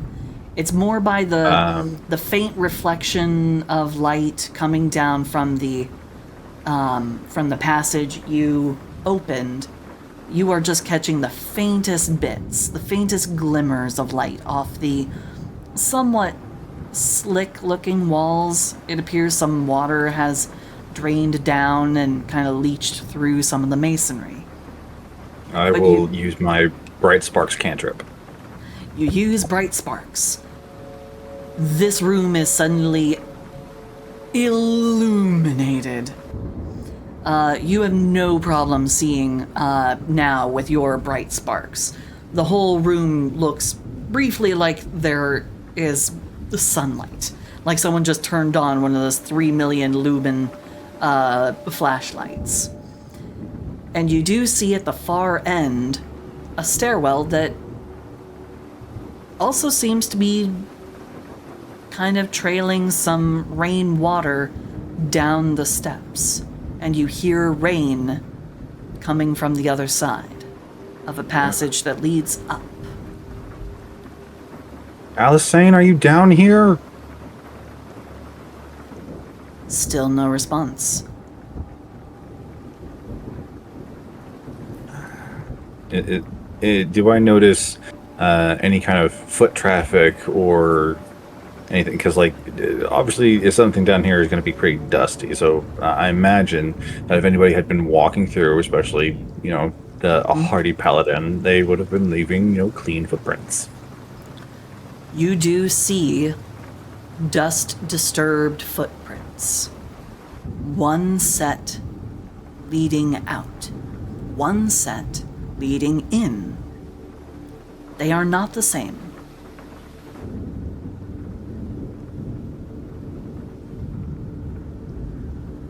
Okay, but the ones that are leading in, do they seem like they would belong to somebody as hardy as Alisane? No. A longer, strangely square-toed shoe. Almost, if you were to make a guess, something like a dress shoe. But the more pointed, kind of hard leather-bound boots of a salt of the earth type paladin of the harvest, those go one direction, only outside. Okay, so the ones leading towards the stairs that lead outward is Yep. the potential paladin? Okay. Alisane's look like they went out, and some weird set of dress shoes came in. You're not sure which ones are which, but if you want to try and give it a slightly closer observation. Yeah, I'm going to get down and look at it. The older footprints would have a little bit more dust on them. So. Alright, go ahead, give me that investigation. Same with advantage as always. Yep, 30, because I rolled a 19. Oh yeah, you can tell. The newer footprints are Alisane's. She walked over the other prints. You're pretty sure she didn't notice them. It's probably Darius that's been going through here, aside from her. Yay. And still keeping my eyes peeled, I'm making my way across the room, making my way probably to my doom. Alright. You make your way over here to the steps. And you find yourself in a very narrow, almost storerooms, like miniature garden shed sized. Looks almost like a mausoleum entrance leading down to the crypt below. And you do see that the door leading out of this very, very narrow, small place is slightly ajar. Alisane, please tell me that you were close. And I will approach the door and slowly start to open it. Does it open inward or outward? It opens inward toward you. Okay. Alright, I'll start pulling the door towards me. You pull the door toward you, and you look out. You see more of those very dangerous spindly vines encroaching on the door that you just opened. And you do see somewhere just off in the massive, encroaching, rapid growth that has no business having grown this much this fast. You're seeing a whole forest growing up across this grass that you originally, when you first arrived, these grounds were clear around here. You could see the chapel had nothing around it except for some very tightly manicured trees. Now it is threatened with being completely devoured. Well, there's definitely no way I'm stepping out of this to go look for Alisane. If she exited this way, it was before these vines were here. I'm shutting the door. Okay. Give me one last perception check before you close the door.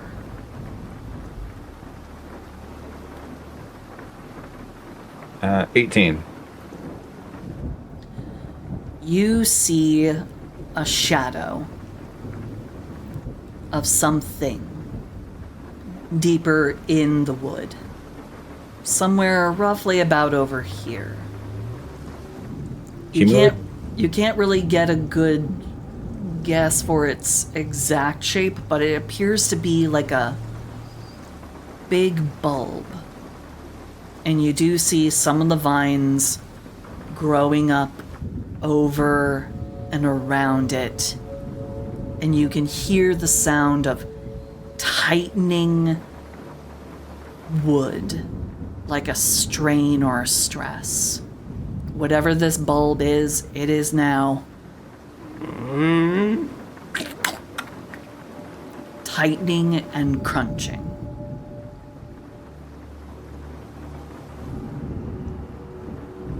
Yep. Door is shut. I'm making my way back into the manor, across the mausoleum floor and out to the statue.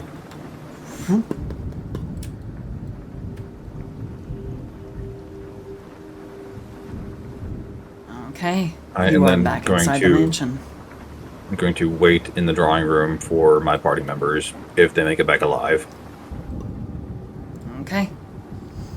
Tobin Because as far as I know, those vines have completely overgrown the way that they had gone through. Now that I've seen how close they are on the manor on that side, yay. All right, Tobin and Larice, you are now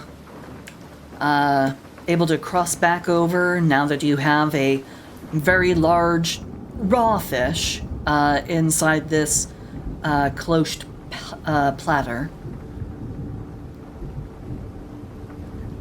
which would be great for sushi lovers like me. And you can make your way back to the drawing room if you so choose. Might as well have that way.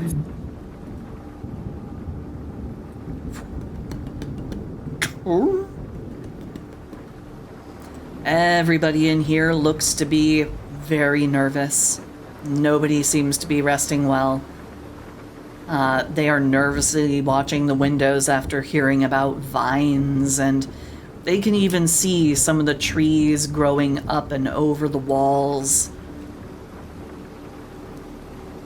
Shit has gone crazy, yo.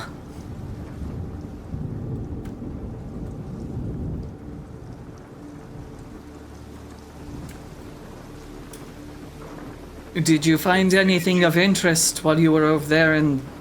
What is that? Was that the kitchen? The storeroom? Did you find something? Any clues? We think we have a way of getting into somewhere, which is what this platter comes into play.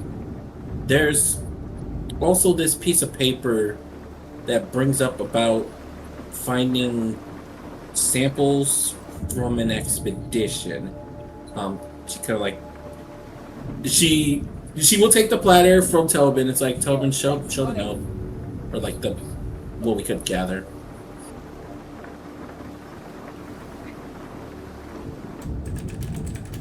Reach into my bag, pull out a bunch of soggy pieces of paper.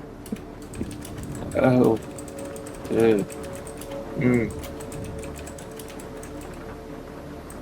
Not sure how, not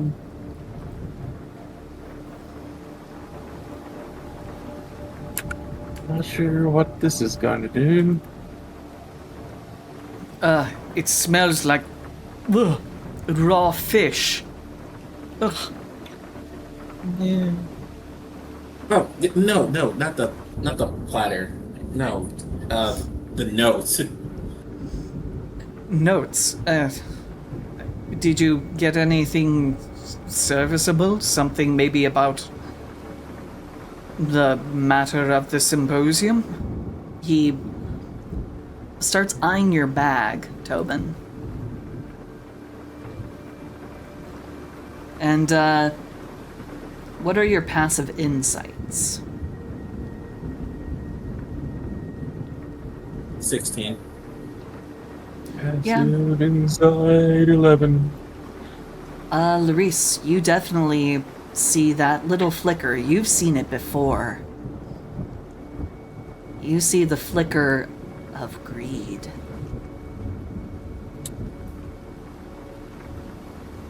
She notes that, and immediately, like looking at him, says, "If you do what I think you're considering doing, you will be the next one gone in this entire room. Just stay right there."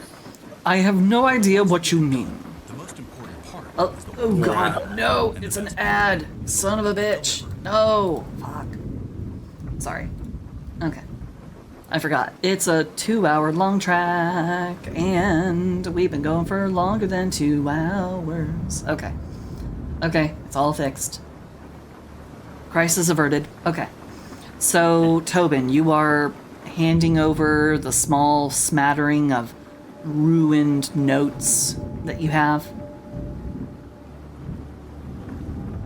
Yeah, handing over, kind of fumbly fingers, pulling out one piece at a time out of my bag. Kind of stretching them to see if, I don't think that's going to work. Oh God, I think I tore it more. She's just gonna put the platter down and start using precipitation to help, like, hopefully unfuck your bag. Okay. They were The they were on pieces fire, and then they were wet, and the pieces come out. You do your best to try and present them to be red. There's a lot of stuff that got very roasty toasty, but it's like as you he forget, looks like at the it's like you forgot a piece of paper in your pocket when you put it in the washer. exactly, it's a lot like that. But imagine if the piece of paper had been thrown into a campfire beforehand. He takes, with a sort of a dismayed look, he picks up the pile of tatters. It's literally a handful of little bits. That's about all that was able to be saved. And he starts looking through them, kind of looking almost more desperate as he pulls more and more out, and he gets to one. You're not sure if maybe he saw something.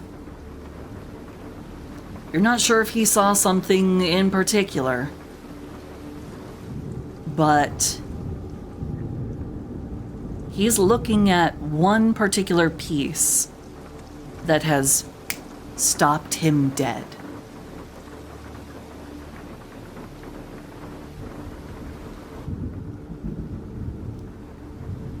Did something stand out to you?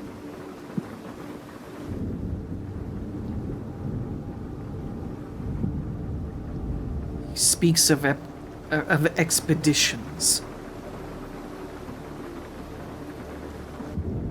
Right. He was denied permission to do his expeditions because it would have taken him outside of our protective borders. What expeditions could he possibly have been doing? He was not sanctioned to leave the country. What is this? He is going through everything else, but it appears that between the water damage from trying to stop the fire to being put inside the obviously not magical bag, being kind of jammed in between other books, and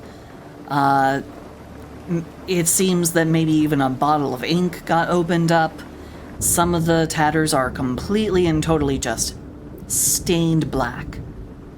Literally, the only word he got was another expedition. Not my oil bottle in my bag. Sorry, That was ink. important. Sorry, ink. My bad. Oh. Ink. I said oil, I meant ink. But yeah. I was like, not my oil bottle. That's important. That's Why? I mean, we I did don't find that know. reading material upstairs to go along with your oil.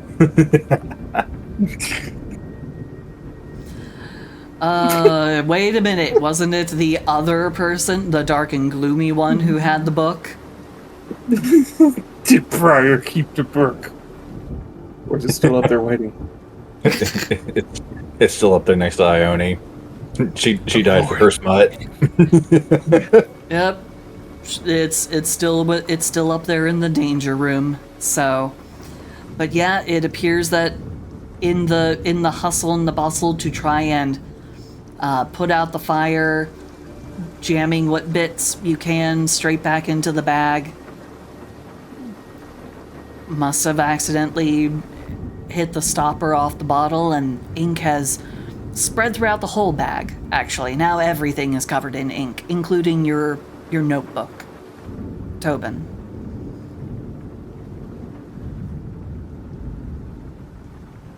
So it seems as though everything currently present in that bag and around that bag is blotched.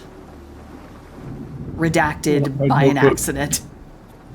Pull out my notebook. My book. My book. My book.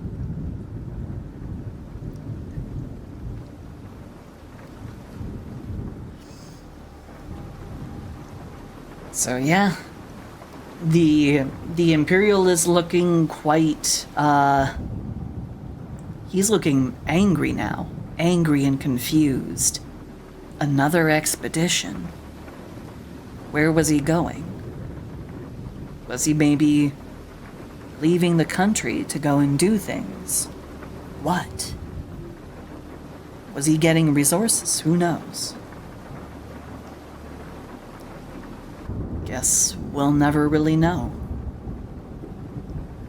The ink has sadly taken all the rest of anything that could have been gleaned, even from the single little words and broken sentences. It's all gone.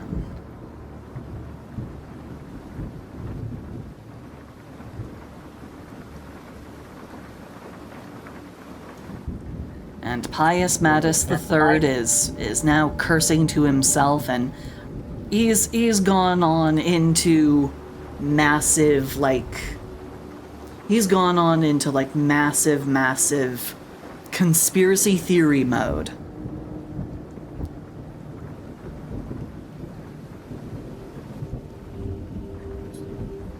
Sorry, sorry. I have a thing here, gotta respond to.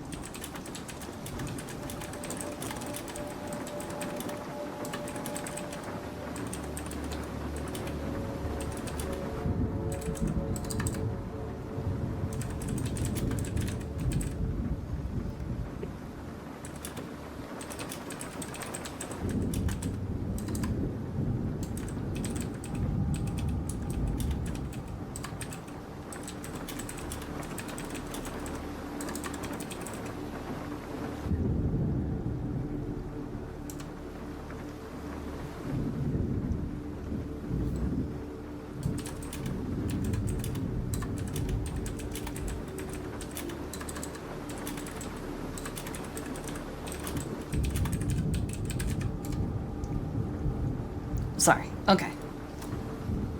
So,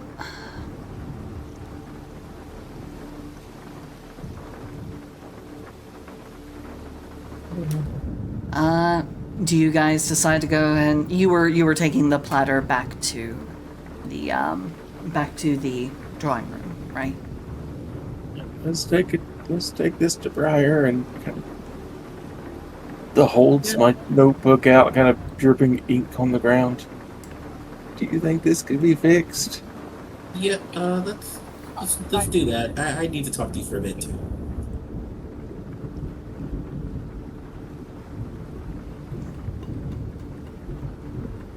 So are you gonna be walking, talking, or are you gonna fix stuff here, leaving Spindle to... Couple, like, once they're like, once they are like maybe like a couple feet from the door, she's like stopping him like right in like that middle hallway there. Go down and then left. So between the Right grand there, room yes. and the... He's gonna like stop her right there to just put down the platter and then like have him put down his bag. It's like, okay. She's gonna hold him by his shoulders. Like, what exactly do you do?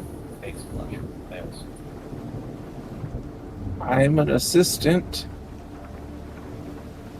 Right, I know that. You take notes, and your bag is just not in the best care as possible. But I mean, like, in terms of anything, like skill-wise, like, are you capable of defending yourself? She stops when she remembers what happened in the bathroom. Okay, you know what? That one answers enough. What do you do is what she repeats again. Or like, what can you do? I take notes. I run errands. I bring in deliveries from the door. She kind of like pinches like the bridge of her nose. And it's Once again, holds up a spindly arm. I'm tougher than I look. she at this point is when she's literally considering doing something, but it's like, nope, you're gonna get the wrong idea. Okay, let's say I just pulled a dagger right now. What are you gonna be able to do? Larice, what is your armor class? It's a 14. Okay. Call for the guards.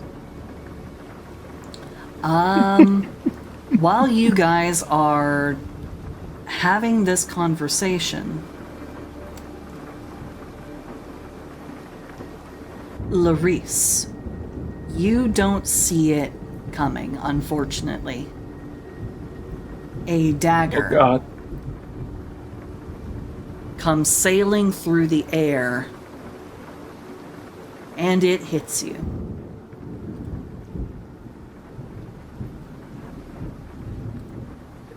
Which So, direction? From just behind you, Tobin. The blade apparently missed you, and it has hit Larice. Odd way to pull a dagger. So from like the stairs. Yep, from the stairwell behind you that leads up to the top of the bell tower, someone or something just threw a dagger.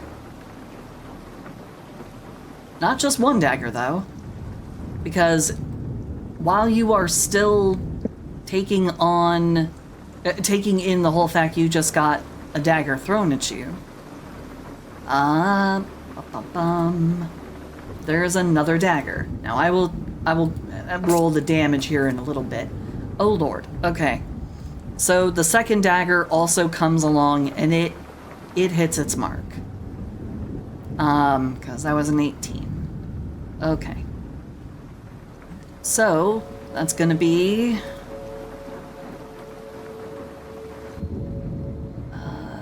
boy.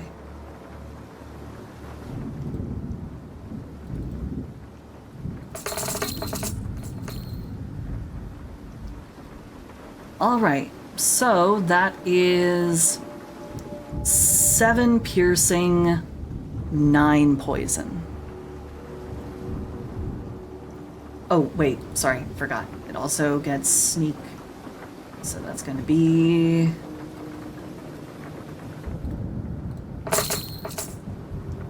Oh! And 17 piercing for sneak damage.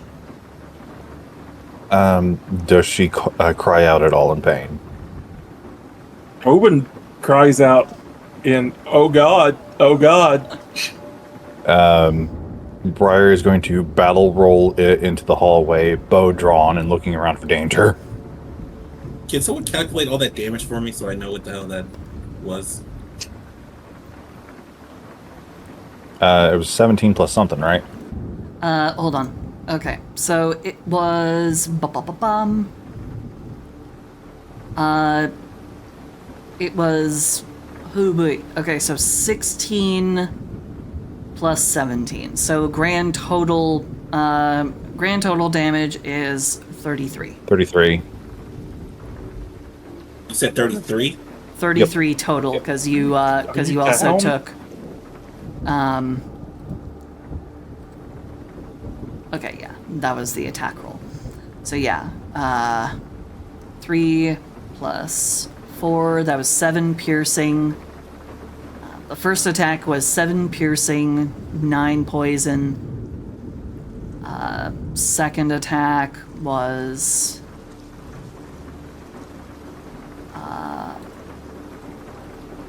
Ah, jeez.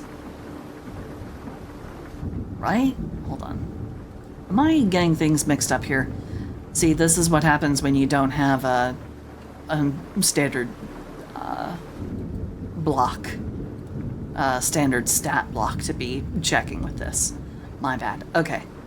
So yeah, 16 damage, 9 of it was piercing, or God damn it, my brain. I'm already jumbled. 7 piercing, 9 poison, and 17 additional damage for sneak attack. Okay. From Yeah. 17 plus 60, that'd be 33. yeah, 33 total. Okay. Is Larissa down? Yeah, no, she's down. Her health was on 32. Not dead, but as Briar comes battle rolling into the hallway, do I see somebody standing at the foot of the stairs? You know what? Since you're looking in that direction and there really isn't anywhere else to reasonably look, you do actually end up seeing Darius. Bonus action, insightful fighting. I am making an insight check versus their deception check. Oh, okay. A deception check from Darius. Oh boy. 18 for my insight.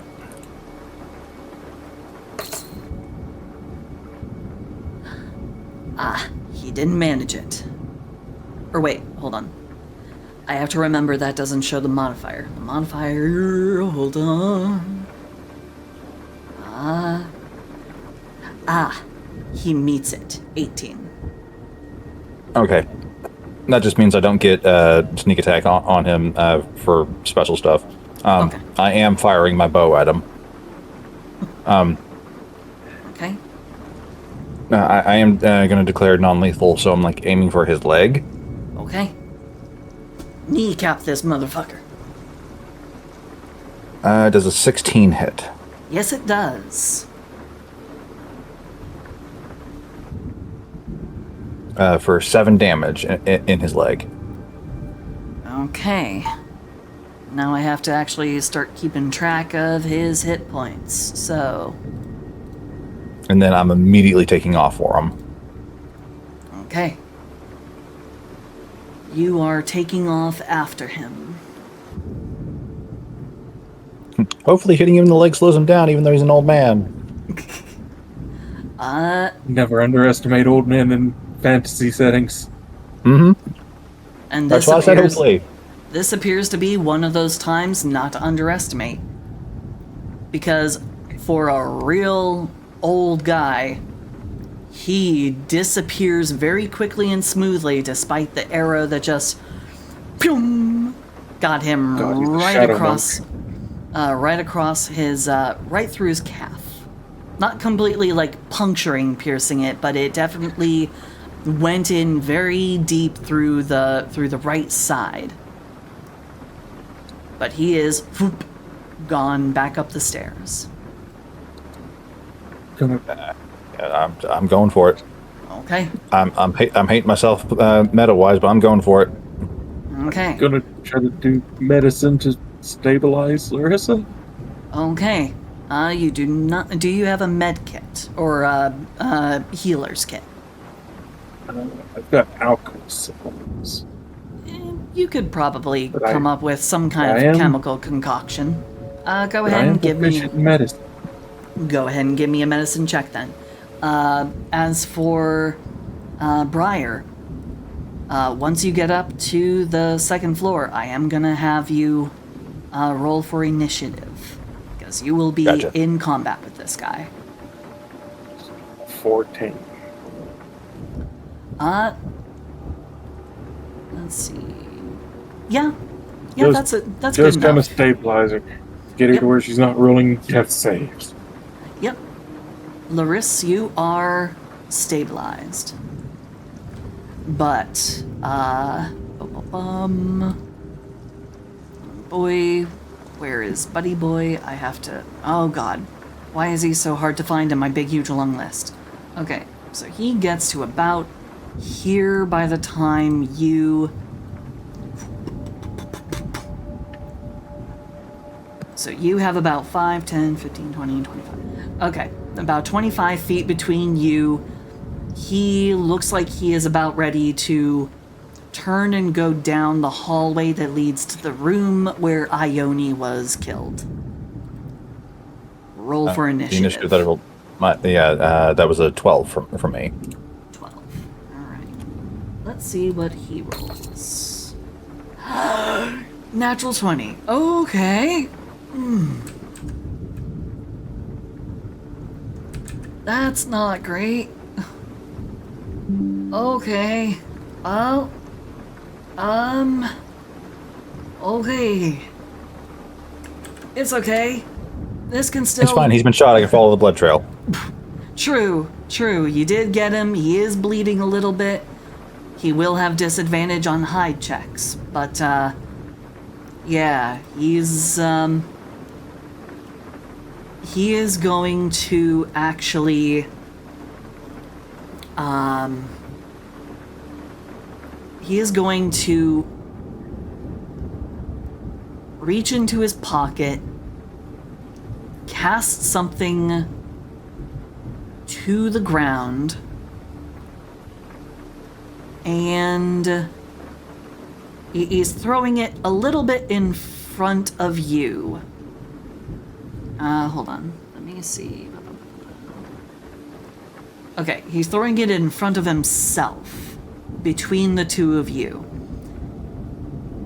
An explosion of disorienting smoke with some crackling flashes inside make it impossible to see him. He has vanished behind the cloud, as he has used Vanishing Escape. And he is able to...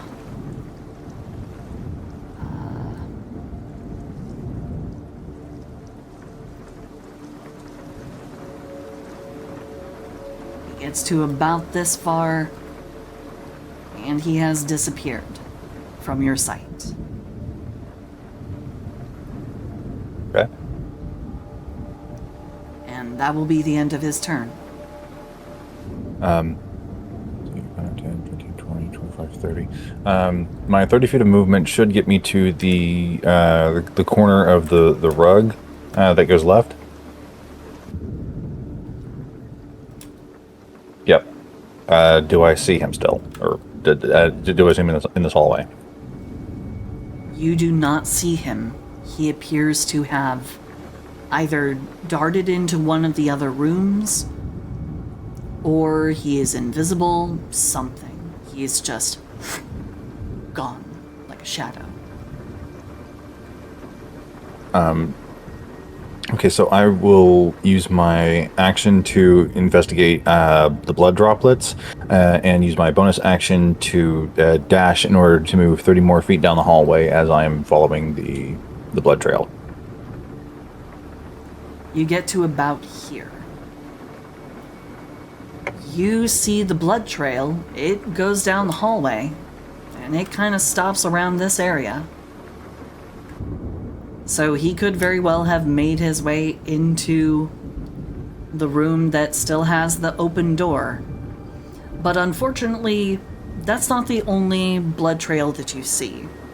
Because you are starting to remember, you also got punctured in the chest. You dripped a little bit of blood yourself. It does not take long for blood to start becoming discolored, and he was freshly wounded. Yep, that is true. But there are still mixed blood traces. Maybe if you got a little closer, you'd be able to more clearly distinguish which one is which.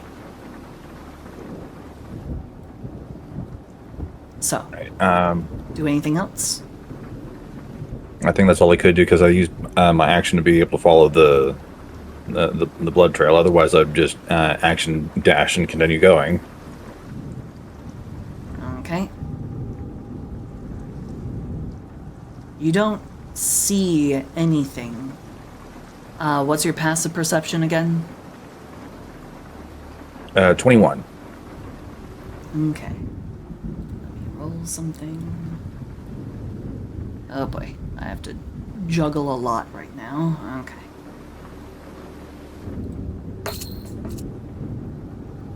Oh hey, that's pretty good. Oh wait, it's at advantage because of that. My bad. Oh, still Pretty good pretty for good. who? Still pretty good for you. You hear footsteps.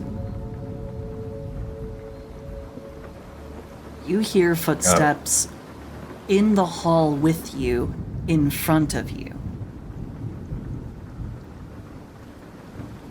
And so, because you hear this, he does not get sneak attack damage. As you hear something approaching you, and what is your AC one more time? My AC is 16. Okay. Let's see what he rolls for.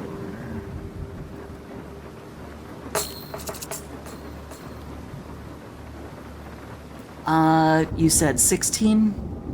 Yep. Okay, both of these hit. Okay, and he should become visible as well if he's the regular invisible instead of greater invisible. It is not that. It seems to be some kind of, given your intelligence and your background in criminal stuff, this appears to be an assassin art. So, let me roll that damage for his thing. Okay, so that's... And I can't even use Uncanny Dodge if he's invisible to me. Okay, so that's gonna be...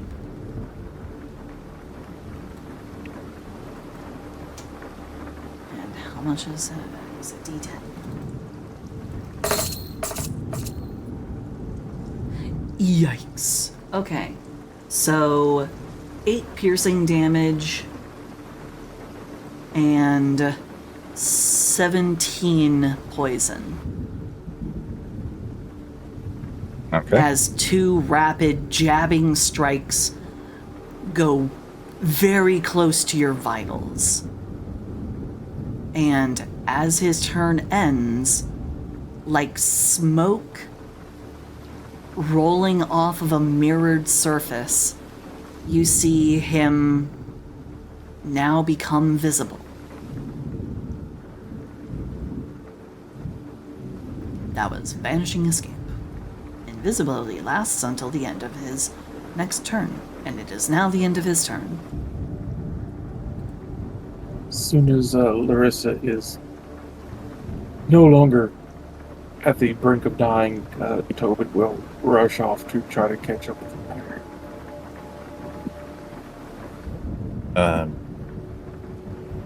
You said that he becomes visible. Where is he?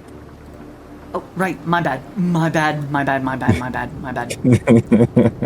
He literally walked up to you. He was like only 10 feet away. Gotcha.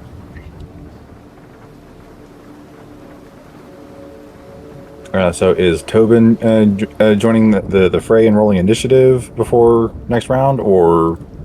Yeah, Tobin, you're jumping in? Yes. Okay.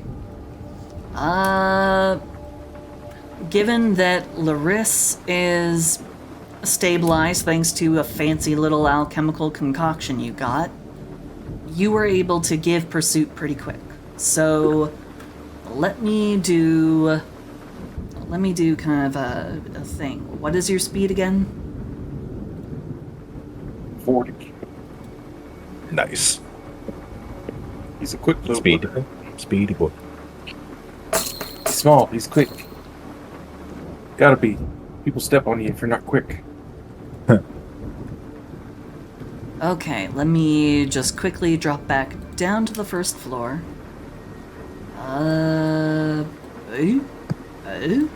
Where in the name of... Oh, did I turn that layer off? No, I just turned you guys off. Okay. Sorry. Oh boy, when you're handling Tell him, things quick, in grab him. Photoshop. Now that you are pretty sure that Larisse is stable for now, that's 5, 10, 15, 20, 25, 30, 35, 40, 45, 50, 55, that's what I rolled. You were able to get, yes, exactly 55 feet in the span of time of the start of the encounter. So, if you want to go ahead and join the action in the pursuit, you just need to move the rest of the way up these stairs to the next floor, which is a solid, I will say you're there. It doesn't cost any extra movement. So 5, 10, 15, 20, 25, 30, 35, 40, 45, 50, 55, 60, 65, 70, 75, 80. So if you just full on sprinted, you'd be able to get to the opening of the hallway and see what is going on. Awesome. All right. And here you are. Slightly out of breath, but you have made it right in here, following the small blood trail going up the steps, following the sounds of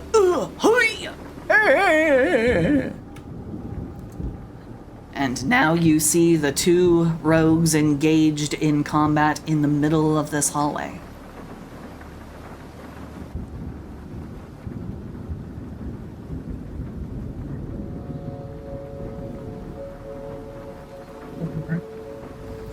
But because you had to dash to get up here, I forget how barbarians work. I've never effectively played one, so You're a barbarian? yeah, I said at the beginning what everyone's classes were. He's a sweet for but small boys. It's a barbarian. yeah, he's a sweet but spicy little boy. He's spicy. He is spicy. But He's no told one you, he's more resilient than he looks. and nobody has pushed him in the right way yet. He hasn't had much of a chance to, rage. So, yeah.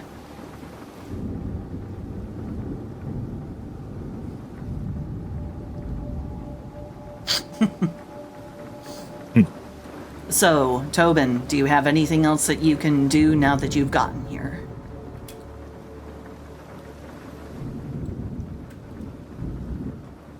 If I can...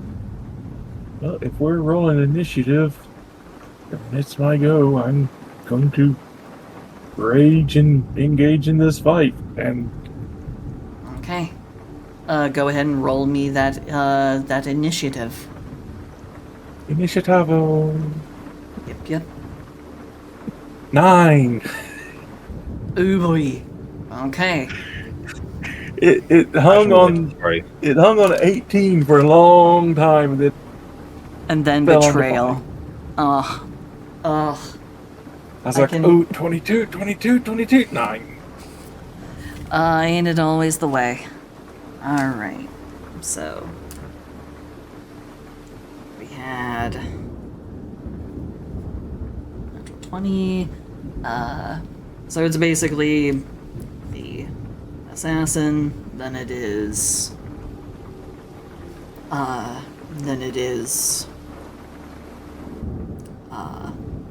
Briar, then it is Tobin. Okay. Okie doke. Do you have any more Okay. movement that you can use this time around? Tobin. Any further movement, because it did take you the extra full action dash and everything to get up to here. So, do you have anything else that you're able to do?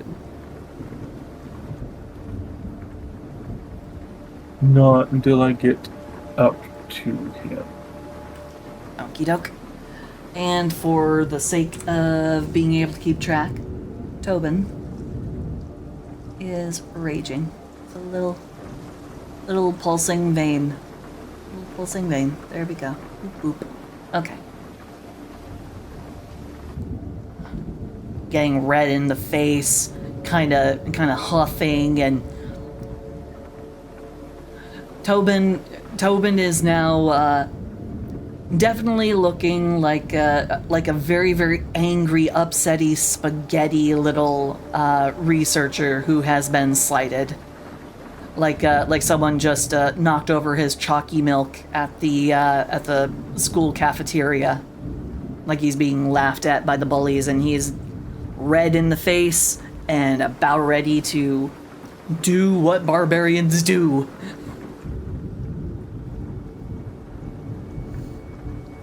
All right, back up to the top of the turn order.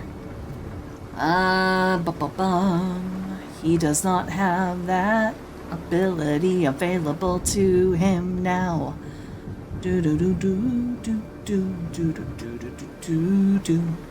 Okay.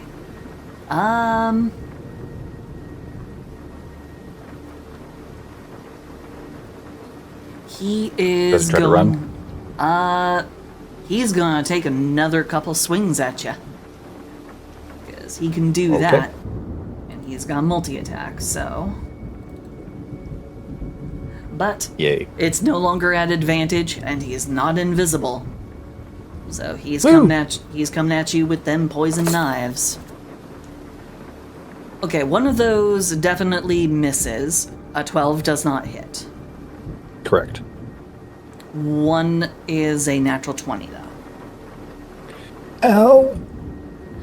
Yep. So. I've only boy. got 16 hit points. Let's just hope he rolls So he's really probably gonna low drop me. here. We don't know. We don't know. So.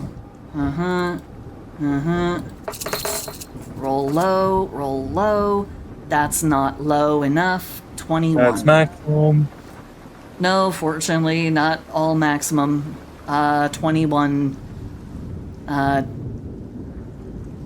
Hold on. That's, yeah. However, I can see him this time, so I can half the damage. Okay. Uncanny dodge. Uncanny dodge. You bring the damage down to 10. I'm still up. Okay. Alright. You're still up. You're still around. You're still alive. It's all good. I would like to attempt a grapple.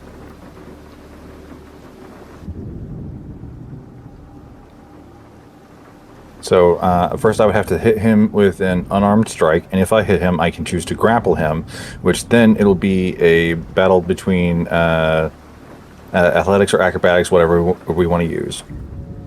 Yep, and he is definitely giving off way more dexterous and spry and skillful than his aged looks would betray. Okay, so So he'll probably use dexterity. yeah. I would like to use my bonus action to do Moment to Think, so that I can activate Insightful Fighting on him real quick again. Okay. So my Insight versus his Deception. Which he is really surprisingly good at. Oh, come on, that was almost an 11. 13.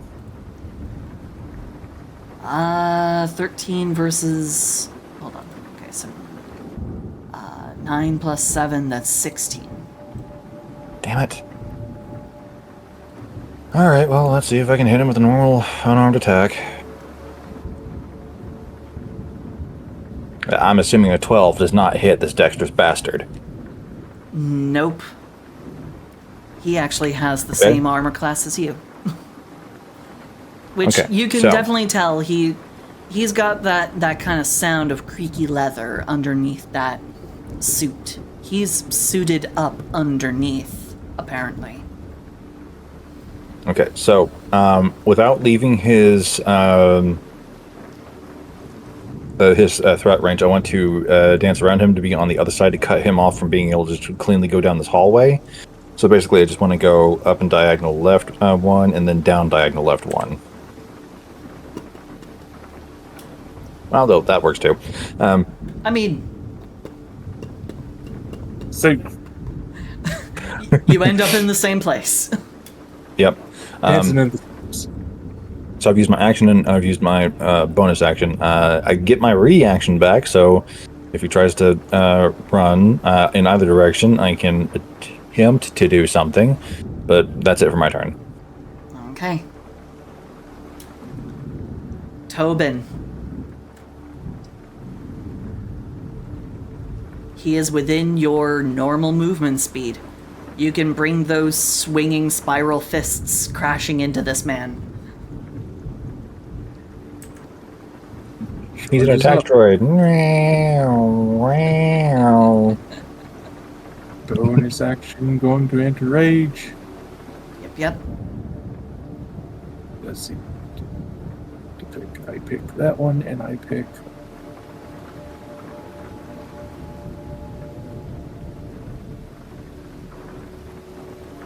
Yes.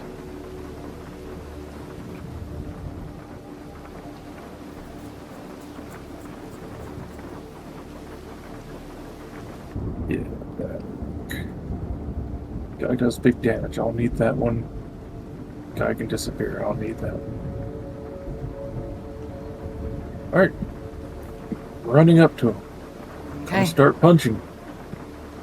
20, 25, 30, 35. You are right up against him. You have advantage because of flanking. Tag team, this back old- again. This old man is sandwiched between two very effeminate, gentle soft boys. One maybe a little less soft than everyone originally believed, but yes. That was a 14 with advantage. Let's see if that second attack will actually do anything. Much better, 21. 21 will definitely hit. Roll that beautiful bean footage damage. Since I am not exactly armed, that will just be the 7. Okay. 7. Which, being a punch, 7 is not nothing. Being a punch. No, it is not nothing. You punch him with your furious little nerdy fist, and he goes. You both want to deprive me of the memories of the Master. I will not let you violate the sanctity of this household. You're the one killing people. Stand down, Darius. I will stand down when I am put down. And top of the turn order, he's gonna go after you. He's gonna go after you, Briar, because he's already gotten you a couple times, so he's pretty sure he And can. I've been sassing him. Yeah, but mostly because his old assassin instincts tell him you are not blood in the doing water. hot. Yep. So he's going back in for 2 knife strikes. Please whiff, please whiff, please whiff. Hold on just a moment before you make I drink, roll, and I know things. rolls there. 14 and a 10, by the way. Whew. Thank you for the sippy sip. I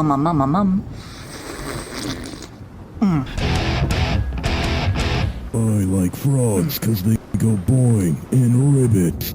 So in the middle of this, as he turns to you and looks at you, he is going to try and take those swings, but he is now maddened. He is just moving frantically, and even though you have been jabbed, even though you've taken some poison damage with his drippy little daggers, he doesn't manage to find his mark. You are dodging and weaving. It is an instance where youth truly is showing all of its wonders here and now today. Need him to make a wisdom saving throw, please. Uh-oh. A wisdom saving throw from him. Okay. Let me also get this out so I can... I'm gonna guess a dirty 20 is good for clearance on whatever this is. No, actually. Oh. DC 25. Nice. Jesus, Crow! That's what this says, anyway. Okay. So what happens?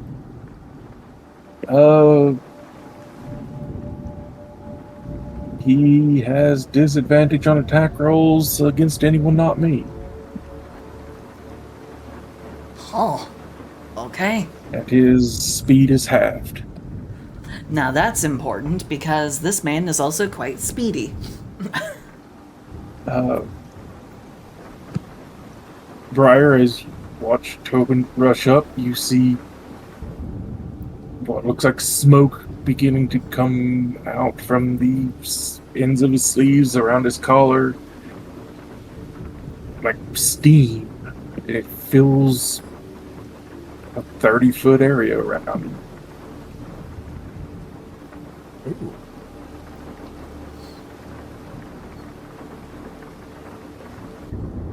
All Well, that's a right. neat trick.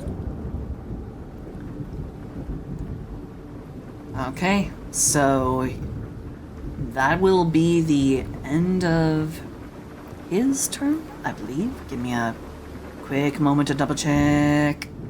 Okay, I need to close that because I don't need that. Did I close the other thing? I am stupid. Okay.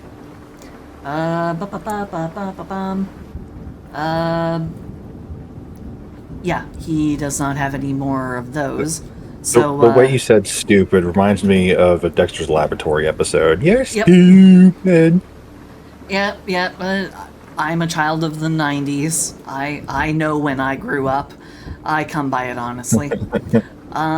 Grow up, what's that? I don't want to go up. Okay, so it is now your turn because he doesn't actually really have bonus actions. Go ahead. And you said flanking gives us Advantage. an advantage on attacks. Okay. Non-lethal striking with my dagger. Okay, go ahead and do those damage rolls. Son of a... That was a 1 and a 3. Ooh, ouch. So for a total of 9. 9 does not hit. Because, like I said, he's got the same armor class as you.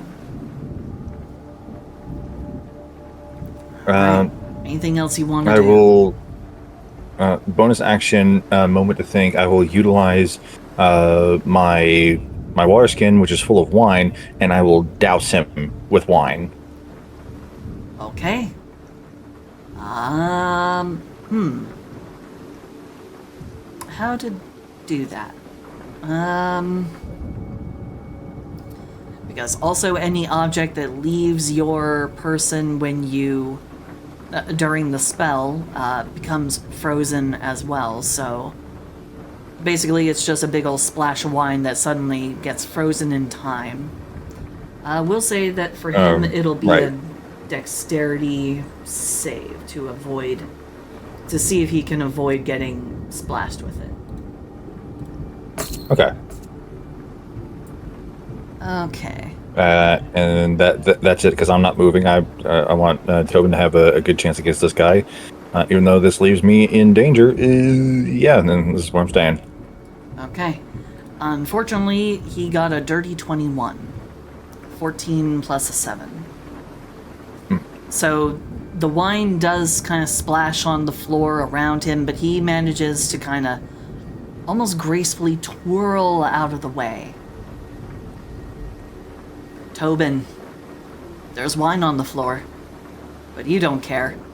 This dude is he's responsible for hurting a lot of people, killing one of the people that you were talking to earlier. You Angie, what you doing? 24 to hit, so another 7 damages as I give him another kidney shot. Okay. Kidney punch, and pause. Kidney punch. Let's see. 22. Another 7.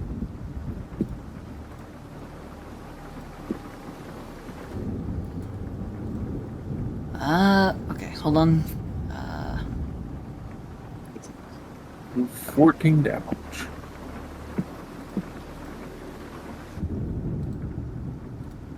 Uh, 14? Yep. Okay. I would suggest you pay attention to me. Yeah, he's not looking... He's actually starting to look a little bit bruised and battered.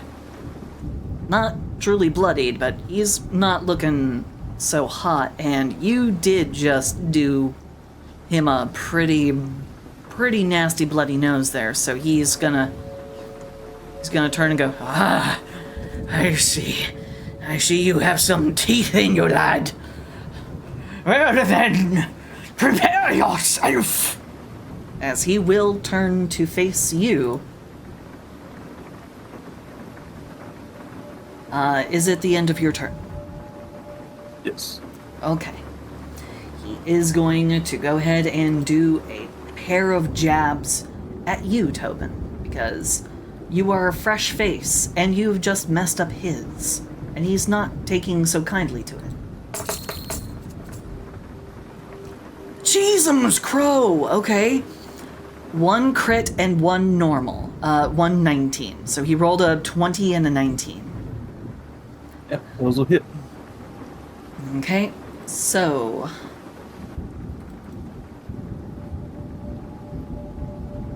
But he is raging, so at least the piercing damage will be halved.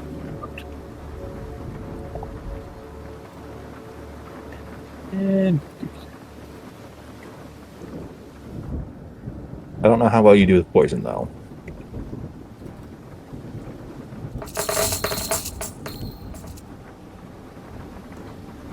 Okay. So that's going to be 9, 13, 14 piercing damage. down. Raging, take half piercing. Okay. And...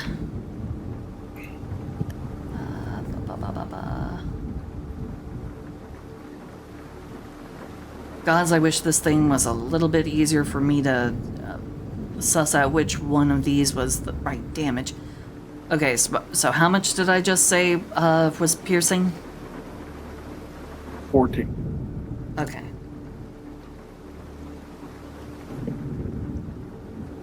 Uh, 36 poison.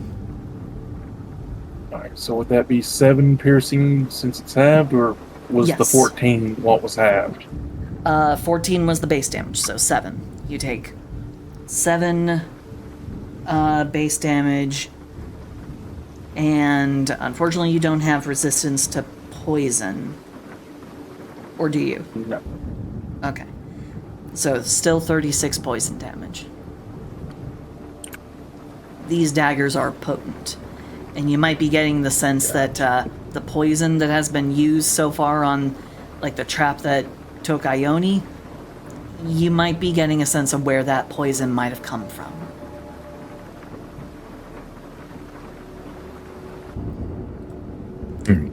He doesn't have a bonus action, so that is going to be the end of his turn. How you doing over there, Tobin?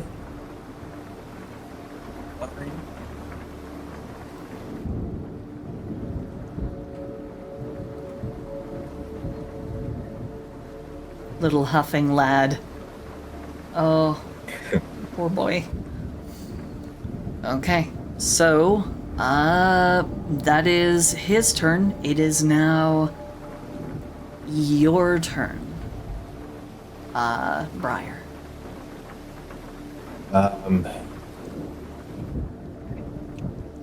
Using my moment to think, could I tie him up with my rope? Doesn't it have a thing that says that you can't, like, specifically interact with a person? Let's see. You can't affect or damage a creature or object other than objects you are wearing or carrying. If an object leaves your hand, it also becomes frozen in time.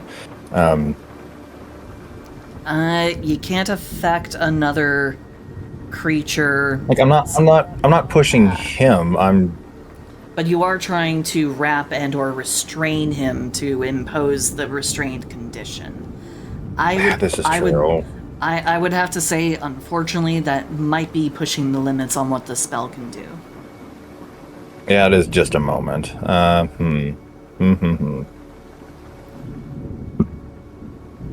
trying to do more than just I whack him every round.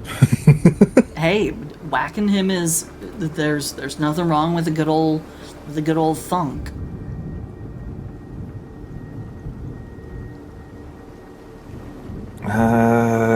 Yes, let's just keep trying to go for a non-lethal dagger attack for my attack action. Okay. Oh, advantage because flanking. Yep. 17. That is going to hit. Go ahead and roll that beautiful damage. 7 non-lethal piercing damage. Okay. He's not looking great. Yeah, he's got some nasty bruises. He's got a fairly bloody nose. You just slashed him very quickly, shallow, but still right across his middle. And while you're pretty sure you did not just open up his guts, you do see a good, fair splatter of blood to the wall just next to you.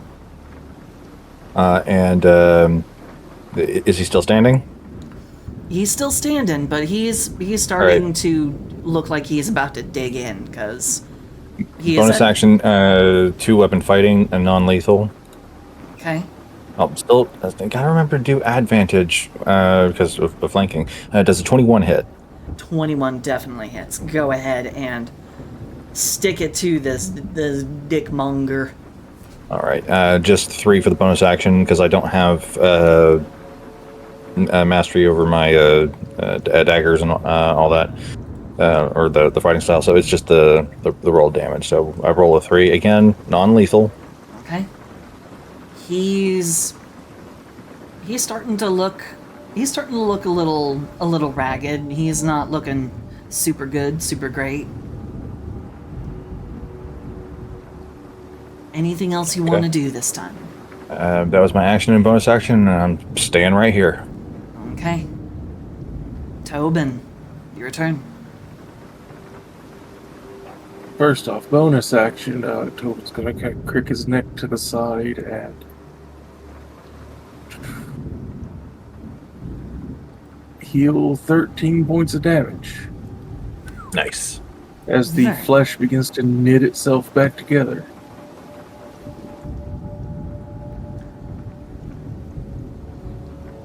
Then action, 2 punches.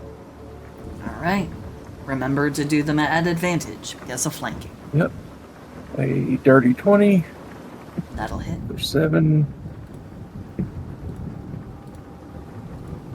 And a 22 for a total of 14 more damage.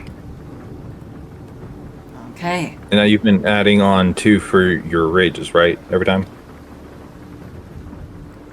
Yeah. Okay. I think it automatically calculates in. Actually, I did find out that you can turn on active Yep. rage mode. With the new barbarian, you can actually tell DnD Beyond you are raging, and it adds your rage Yeah. damage to your attacks, and it puts the resistances to bludgeoning, poison, piercing, slashing up there. Yeah. It's really So, convenient. It's a big move up. Okay. And if your barbarian has features, it also gives you drop down menus to pick your features from your rage. So it's all Yeah. cool. Very cool. Nice. So yeah, you just gave this man the skippity paps. Like a very angry kitty just suddenly just going and bap, bap, bap, bap, bap. He is now looking bloody and bruised. But he is digging in. Oh.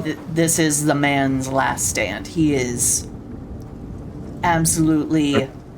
He has decided this is the hall where either he walks away or you guys. But I forgot to add my sneak attack to my first hit. Oh. What? 11 points of sneak attack damage. Non-lethal. Okay, I will allow it. I will allow it this time. Just remember Thank you. to add that in the future. And yeah, he is looking quite ragged, quite bloody. He has decided this is the last stand. He will either take you both down with him, or he will at least go down in a blaze of glory.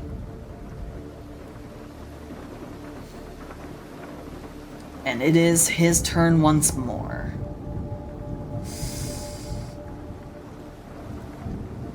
He's gonna go for the easy strike.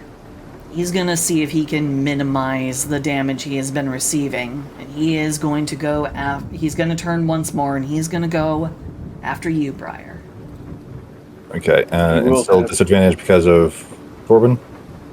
Yep, you will have disadvantage on these. Okay.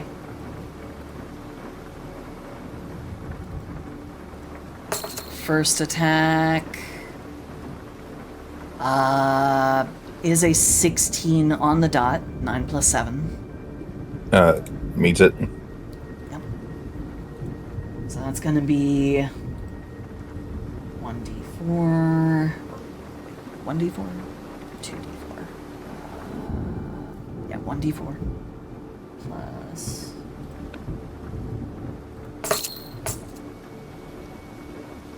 Okay. 6 piercing, 6 poison. With the first knife Okay. strike. So even if I did uncanny dodge and halved that, I'd be down. Okay. Alright. Briar, you finally succumbing to the poison pumping in your veins. You stagger back and you fall to the ground unconscious. But not dead yet. Not dead. I'm not dead! Alright. Tobin. You just watched Briar fall to the ground. And the old man before you still has 1 knife attack left. So his second one is gonna come at you, and it's at disadvantage still, right? No, it'll be normal at me. Basically, it makes it to where if they're not attacking me, they're at disadvantage. Gotcha. Okay. So that would be 13. 13, I don't think Miss. hits. Okay. So after he downs Briar, he tries to whip around. He slashes his dagger right over your darling little head. And he is now facing you, fully ignoring the poor unfortunate little squirrel boy on the ground. You have his undivided attention. Bonus action again. Let's get some more health going. Ooh, full roll that time. 15. So I'm still technically in the initiative tracker for my death saving rolls. Yep. And if I get a natural 20, I stabilize at 1 hit point. And Yep. I can get back up. Yep. No worries. What did you roll? More healing. Oh, 19. Okay, I rolled a... Or wait. Yep, so I've succeeded 1 death saving throw. Hold on. Hold on. You're getting ahead I of was- things. I was Oh. asking about Tobin's attack or whatever he was doing. Right. Bonus action, I was healing again. I'm spending my health die to heal. Yes. Yes, using hit die. And you rolled Yeah, a so- 12. Yeah, 12 plus con, so 15 more HP back.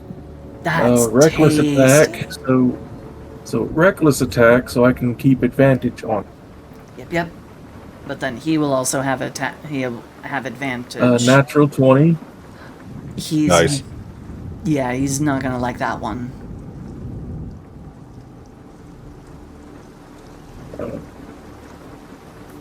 So that'll be Okay. the Hello? 14. That'll be the 14 damage for that one. Yeah.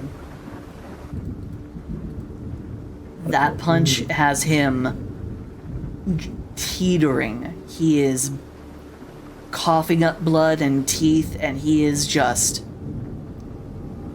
Oof. And 22. That 7 will. more. Yep. And that's it. You have. Oh, I do need to ask. Are you going for lethal or non-lethal? Non-lethal for now. Brother seemed to want to keep them alive. So You now. You managed to down this man. Literally, the last bits of damage were to the number your exact punches.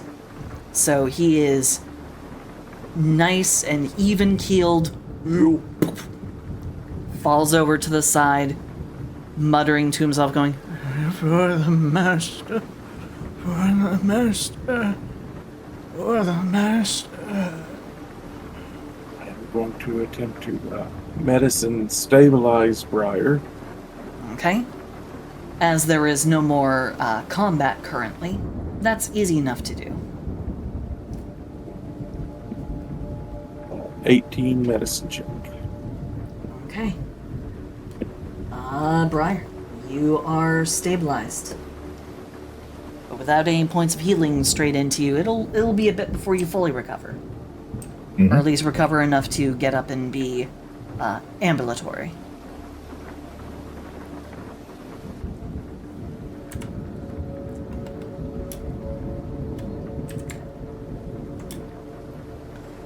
All right. Let's see. From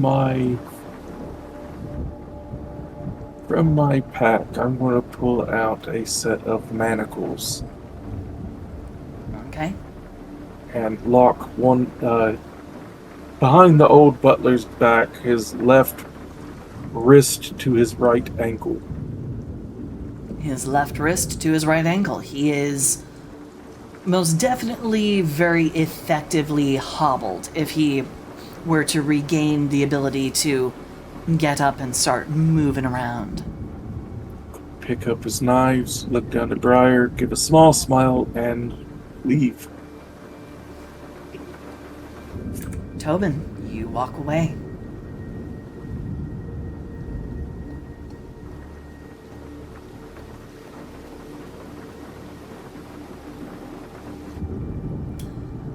Oh right, where do you decide to go? Do you go back downstairs or do you go to some other place?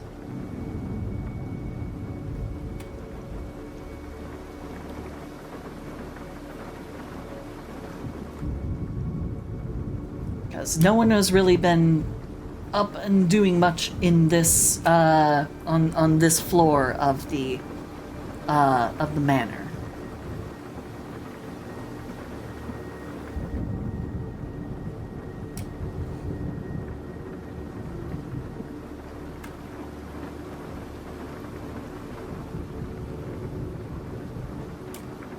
All right. Well, actually, I should probably go ahead and pop on down to the first floor because some things have happened.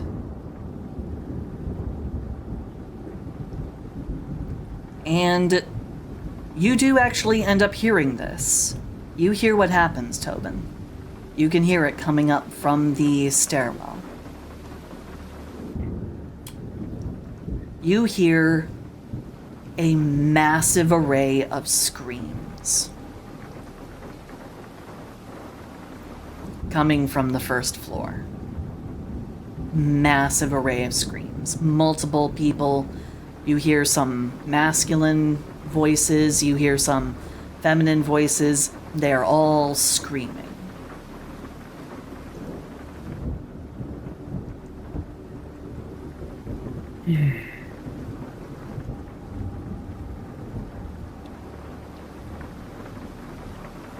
Just have to hope this all works out.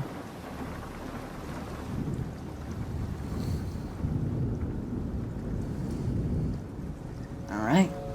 Do you go to check this out, or do you follow through? You follow through. Okay. You follow through with the plan that brought you here in the first place. Out.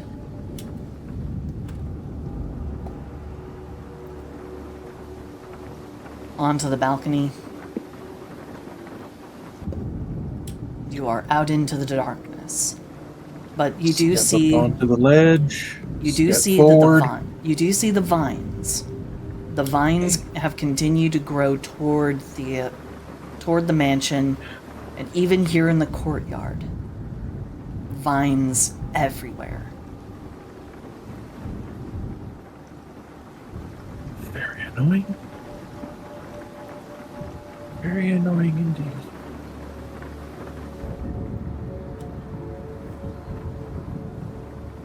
All right. Where do you go? What do you do?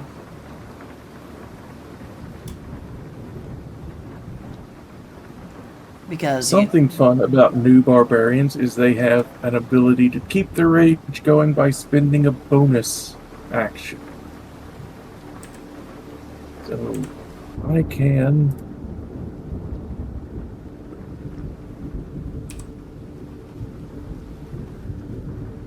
let's rage again and let me switch my options up. okay.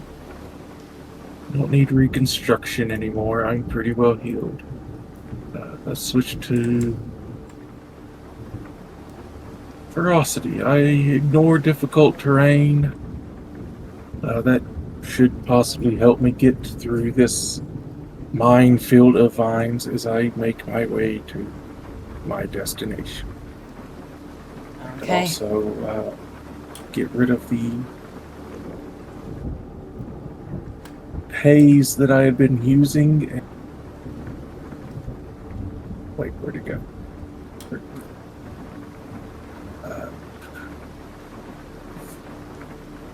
Also get rid of the maddening haze I was using.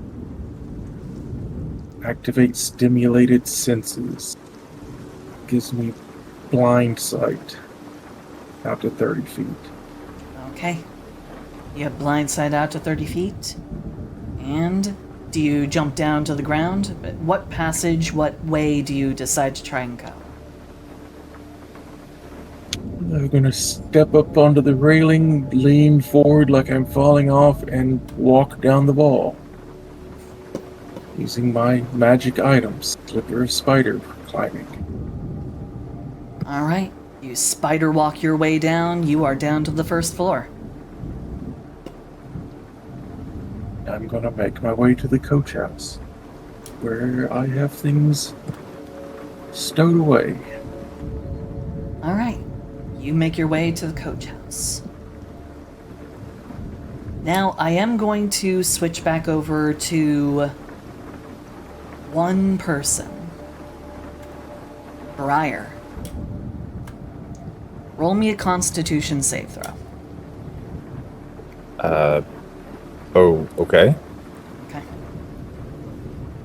See if you wake up early. 19.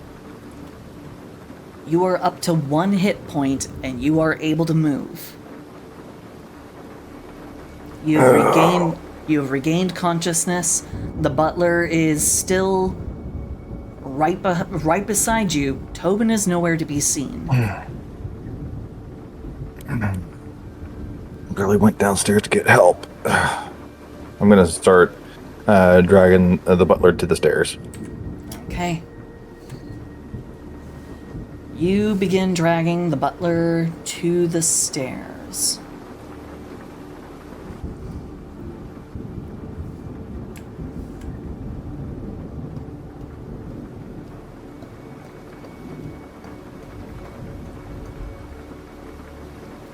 Start making your way down. We're down. Everybody is here on the first floor. Yep. Just taking him to the great hall. I'm assuming I hear the screaming still. The screaming has stopped. And as you come out, right there, you see that Larisse,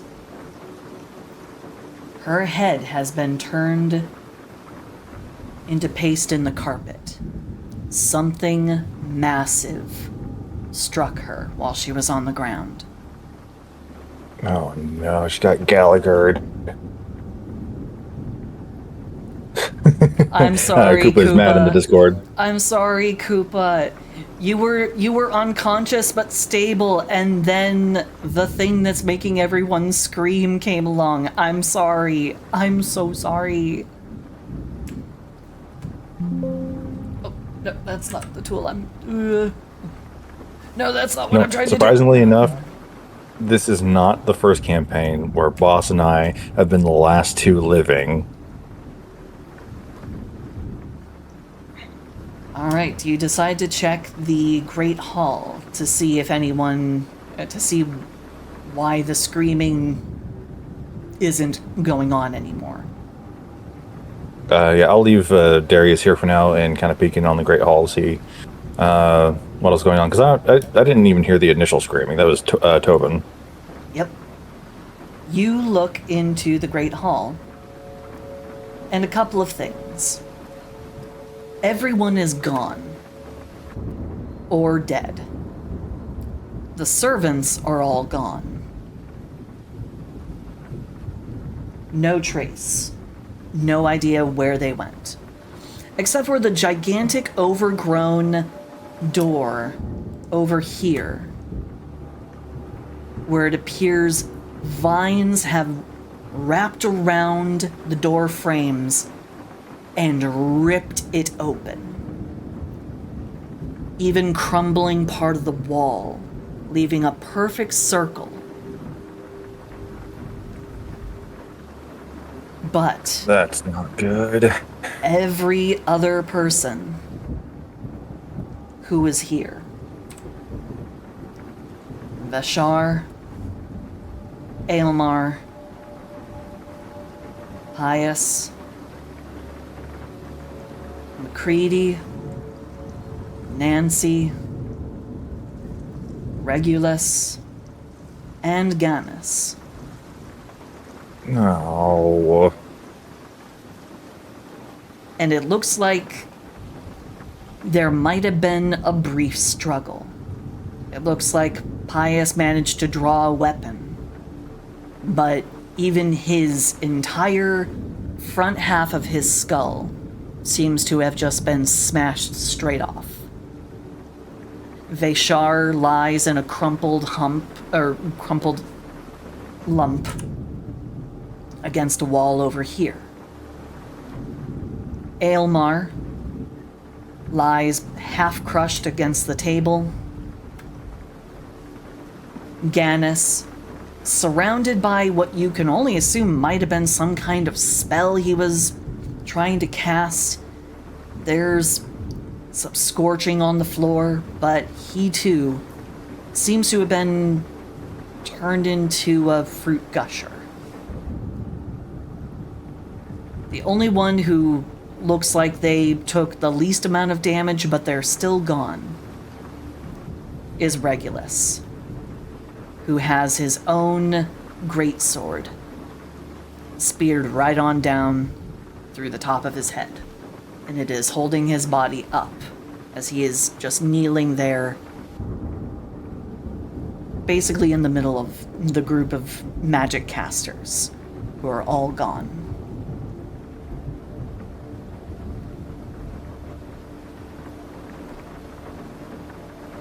Well, those vines are starting to get in. I need to find a way out of here. I'm assuming the door that led out to what I had initially assumed was a courtyard is also just closed or ripped open, or Door where to we found the doctor courtyard? dead. Okay, so Yeah, where we found the doctor dead. That door is not messed with, and a cursory check does not reveal any vines. Like, if I were to go to the door and open it, there's no vines in this area? None. You find no vines. Tobin, where are you? And I'll start shouting in the manor, Tobin! Obviously not getting any answer because he's not here, but I don't know that. Yep. So you And are I will- shouting for Tobin. Where do you go to anywhere, maybe even over here, to try and find him? No, because he would have gone to, in my head, he would have gone to the people to help out, and if he's not there, then I can only assume that he ran for it because I was out, Darius was out, the last time that I saw Koopa's character, she was out, and now everybody's dead, so I am going to make my way to into the fountain area because I saw no vines. Okay, you make your way to the fountain area. There are no vines here. The fountain is still broken. There are no signs of the old blood from the doctor. It's basically all quiet. All there. awash. Yep. Okay, I'm going to start making my way through the cobblestone area just to see if I can find anything or anyone, because I don't know if the guards are still patrolling or if Tobin's out here somewhere. Give me one hot second, because I need to refresh my memory on something.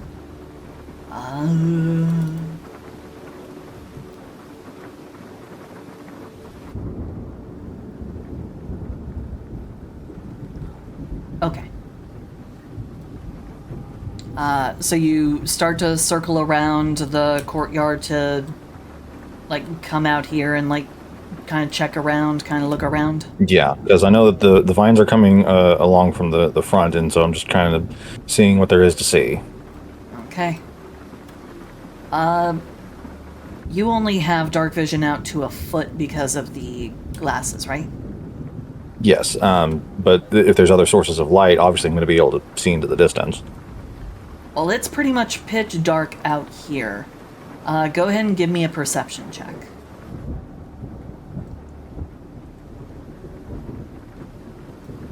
Uh, 16.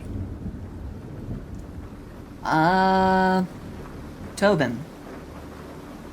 You being sneaky, or are you just, going through with it? Okay. You do notice a form just off to your right. Someone just walked up the wall and is swinging back over on the balcony of the second floor. They are disappearing back into the house. Okay, yeah, I don't know who that is, but it's somebody alive, and I need to start rushing my way back in, because if I remember right, whenever you were talking to Tobin, there was vines down in this area? Yes, there are vines now growing across all here, and they are starting to encroach kind of around here. I would draw them, but, you know, that takes a while to fill up all of this. But yeah, basically it is all starting to be like a big enclosing circle of vines, all converging towards some central location here. Okay, yeah, darting my way back inside, I need to see who that shadowy figure was, because, yeah, we've been seeing shadows all over the place tonight.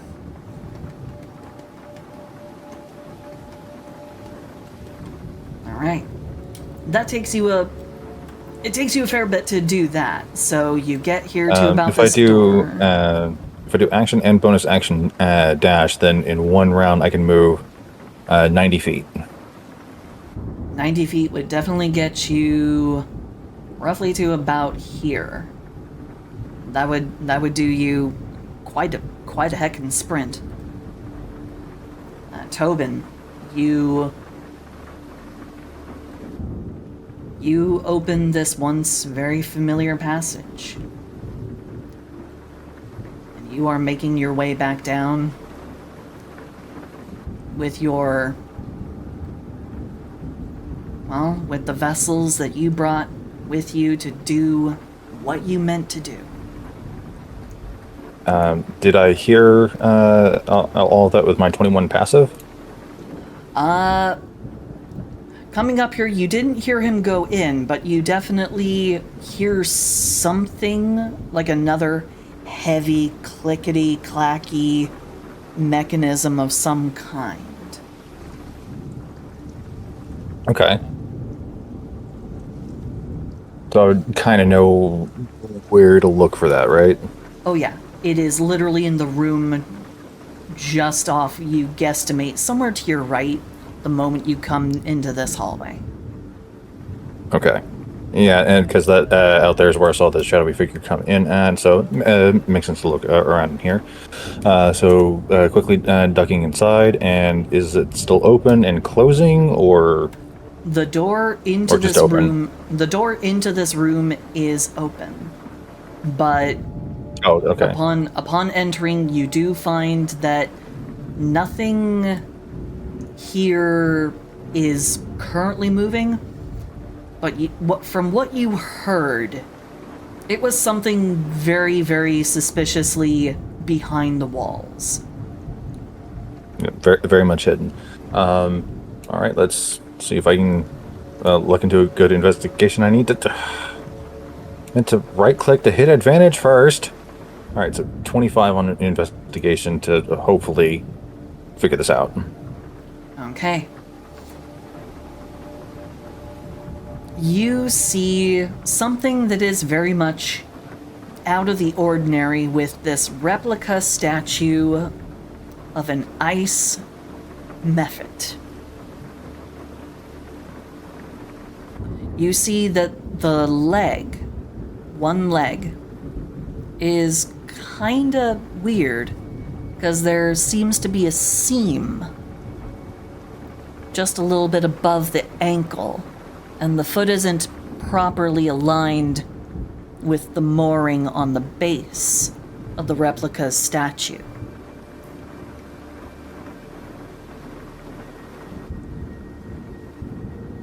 I'm assuming that's going to be the switch then for this hidden door. Do you want to give it a try? Try and do your Indeed. thing? Okay. Mm-hmm. Twist the foot. You take the foot, figure turning it to fully look the right way. Nothing happens, you don't hear anything. Turn it around the other way, so the foot is facing the wrong direction for the facing of the mephit. Chunk! Chunk! That same sound you heard through the wall, but in reverse. As the statue and the whole entire stand that it is on just brushes across the carpet, almost levitating by like half a centimeter. Moves aside, and the stone, the part of the stone wall just behind it, also swings inward and reveals a passage down. I am darting down after whoever had taken it before me. Okay. Because at this point, it really seems like the only quote-unquote safe way to go.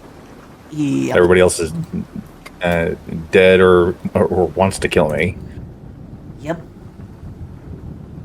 So, you are here in the basement. Tobin, you heard the activation of the mechanism for the passage.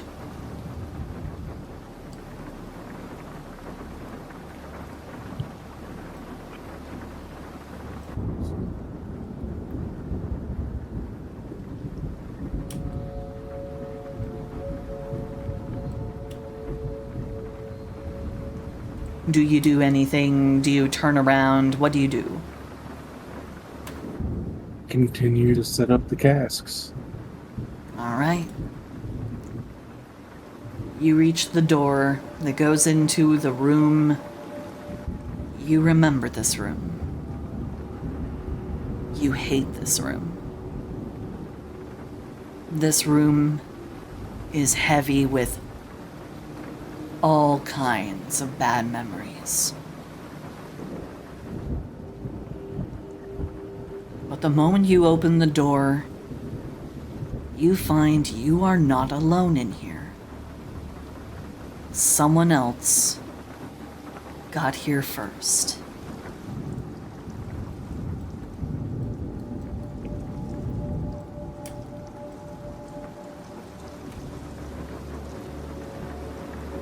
You see the paladin, the bright copper-haired, sunshiny, very positive paladin, standing there in the center of the infusion platform.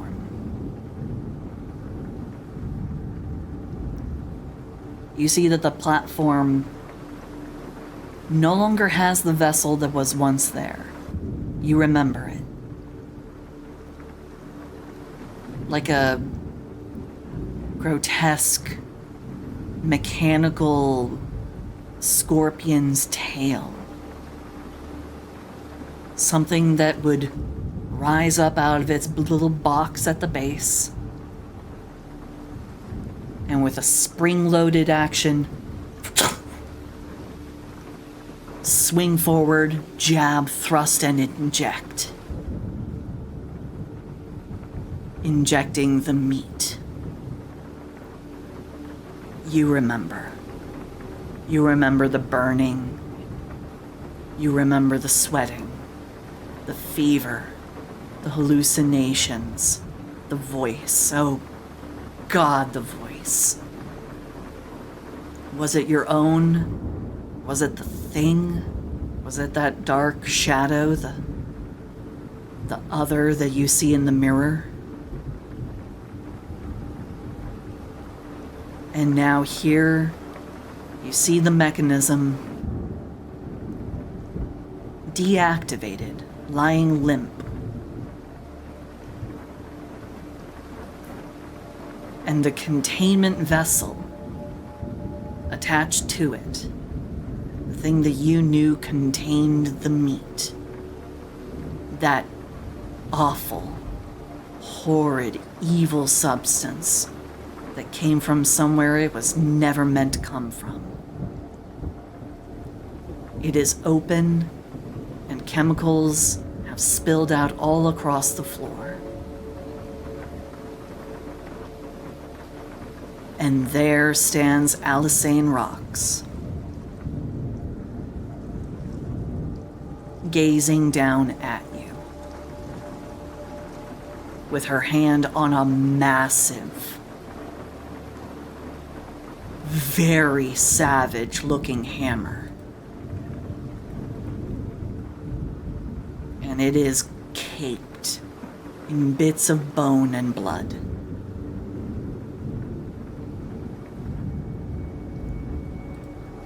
Briar. So I imagine you would be the other player in this night's activities. Well, I have tried to limit my destruction to those who deserve it. You seem to have taken a bit more privy in spreading out the carnage. Takes off the glasses, tosses them to the side, never having really needed them. Starts rolling up his sleeves. I'm here to level this place to the ground, and I would suggest you stand out of my way. I've been waiting for this for a very long time.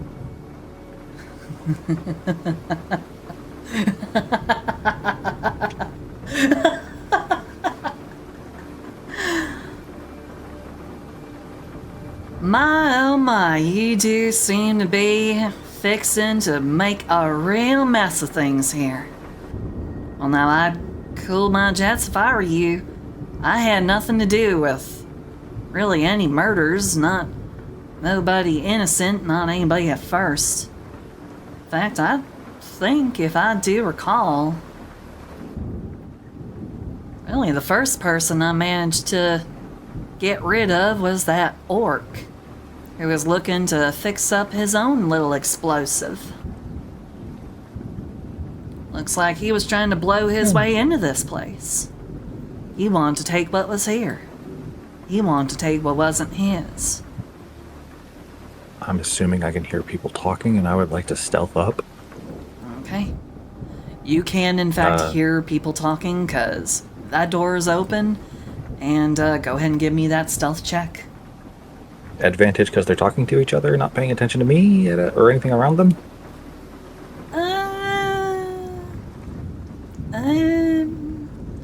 Tobin did hear the mechanism working again, so he knows that it opened after he closed it.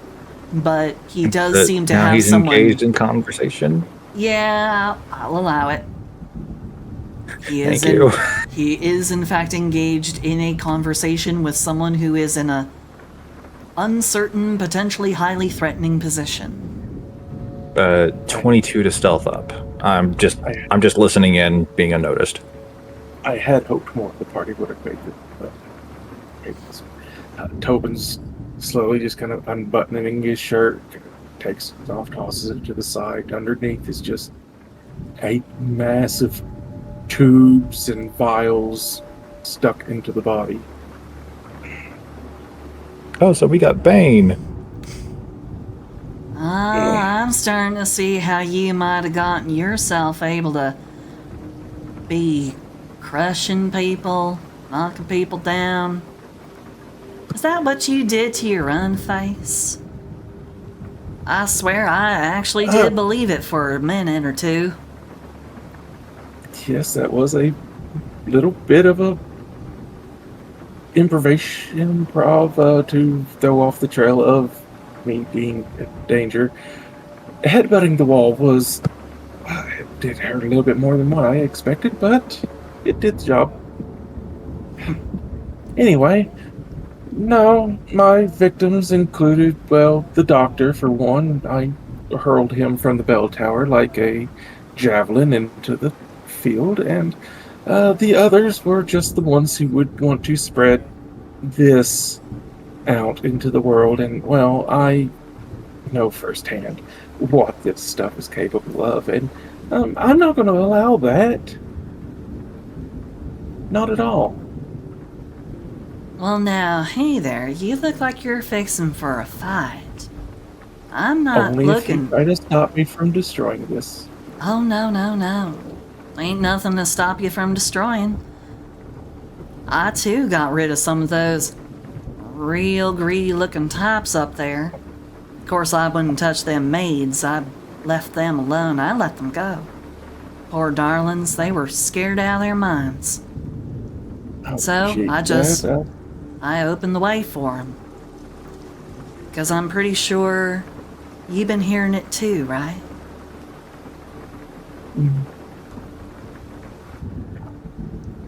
You've been hearing it have call. some of it in you.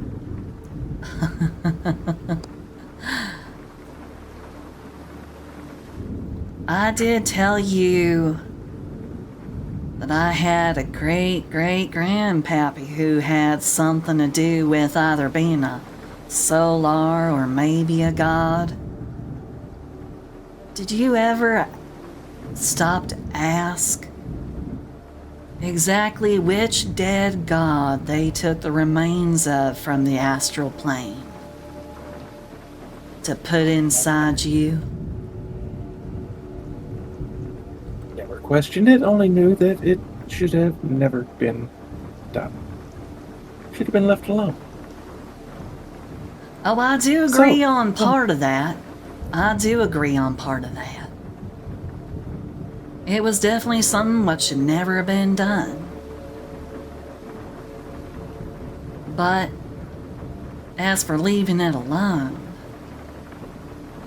see, my great-great-grandpappy, he was a god of fertility, and he gave plenty to the earth, grew massive forests and jungles. Why, he was a right proper deity of high repute during his time. But he was betrayed. All he ever wanted to do was bring the bounty of nature to everybody. Oh, but the Wild Mother. Oh, everyone was all on about the Wild Mother and how her matronly attitude toward everything was just...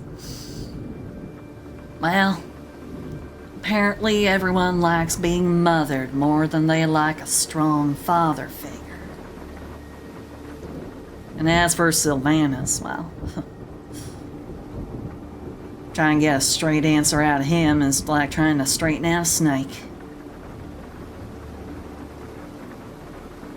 All mystery and signs from nature. Look at clouds and try and say, hey, I guess that might be something he's trying to say to me. But not my great-great-grandpappy. No. See, with all this war that's about to go on, I figured it was about time to come up with a more permanent solution to all the poor, unfortunate people suffering. I mean, just giving out food, that's nothing but a Band-Aid. That's a little bit of spit rubbed on the wound. It don't fix nothing. But what's down here, when it finds its proper place, oh, that'll fix everything. So you see, I can't let you just blow all this stuff up willy-nilly. I am sorry to say, but you're gonna have to wait till I finish my business here. And you're free to go ahead and blow up anything else you want.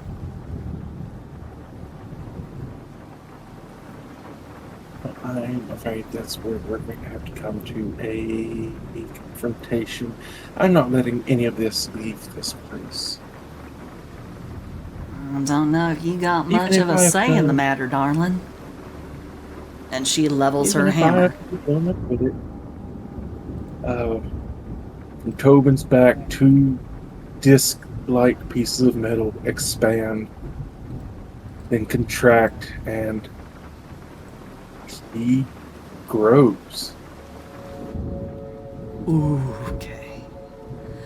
So for those who never got to see it... Oh, sorry, go ahead. Go ahead. Do your description. Do your thing, my man.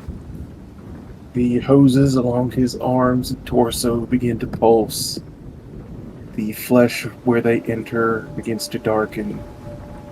A bright light begins to pulse in his chest as Tobin goes from 4 foot, 6 foot, 8 foot, 10 foot. Shoulders expanding. The discs in his back once more push out, and a green mist begins to exude from them. I would be what would be considered a failed prototype, and well, there needs to be no me out there, and well, I have to kill you, and I'll pick myself a good spot to sit as the explosion takes me to.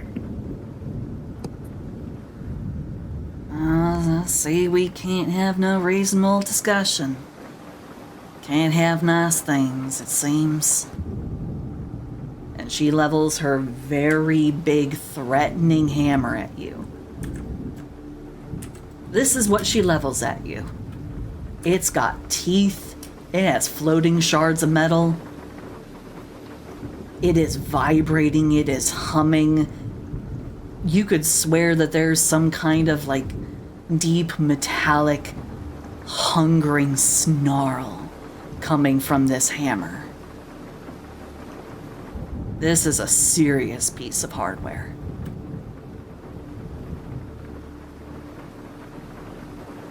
All right, then. Let the higher ideals play out, and whoever's meant to leave here, go ahead and leave here. Roll initiative.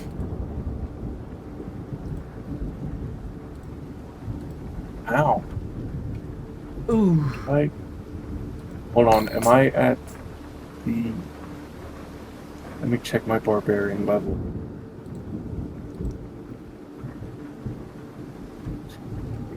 Are you checking to see if you got advantage on your initiative? Yeah, I'm seeing if I'm at that level yet. Yeah. I think that's for level 8. I could be wrong. I cannot get in this fray. I have 1 HP and only a 16 armor class. You do see that around the feet of Tobin, once small, sweet, lovable little Tobin, you see 10 kegs marked with a symbol. Do you speak Gnomish? I do not. I speak Common, Elvish, and Thieves' Cant. Okay, well, Oh, I know. you don't. 7 on the initiative. You can't read the exact symbol, but go ahead and give me an intelligence check. History, sorry. Oh, okay. So that was just straight up intelligence. My history. Let's see. So the history check is going to be a 22. Much better. Red bells explode.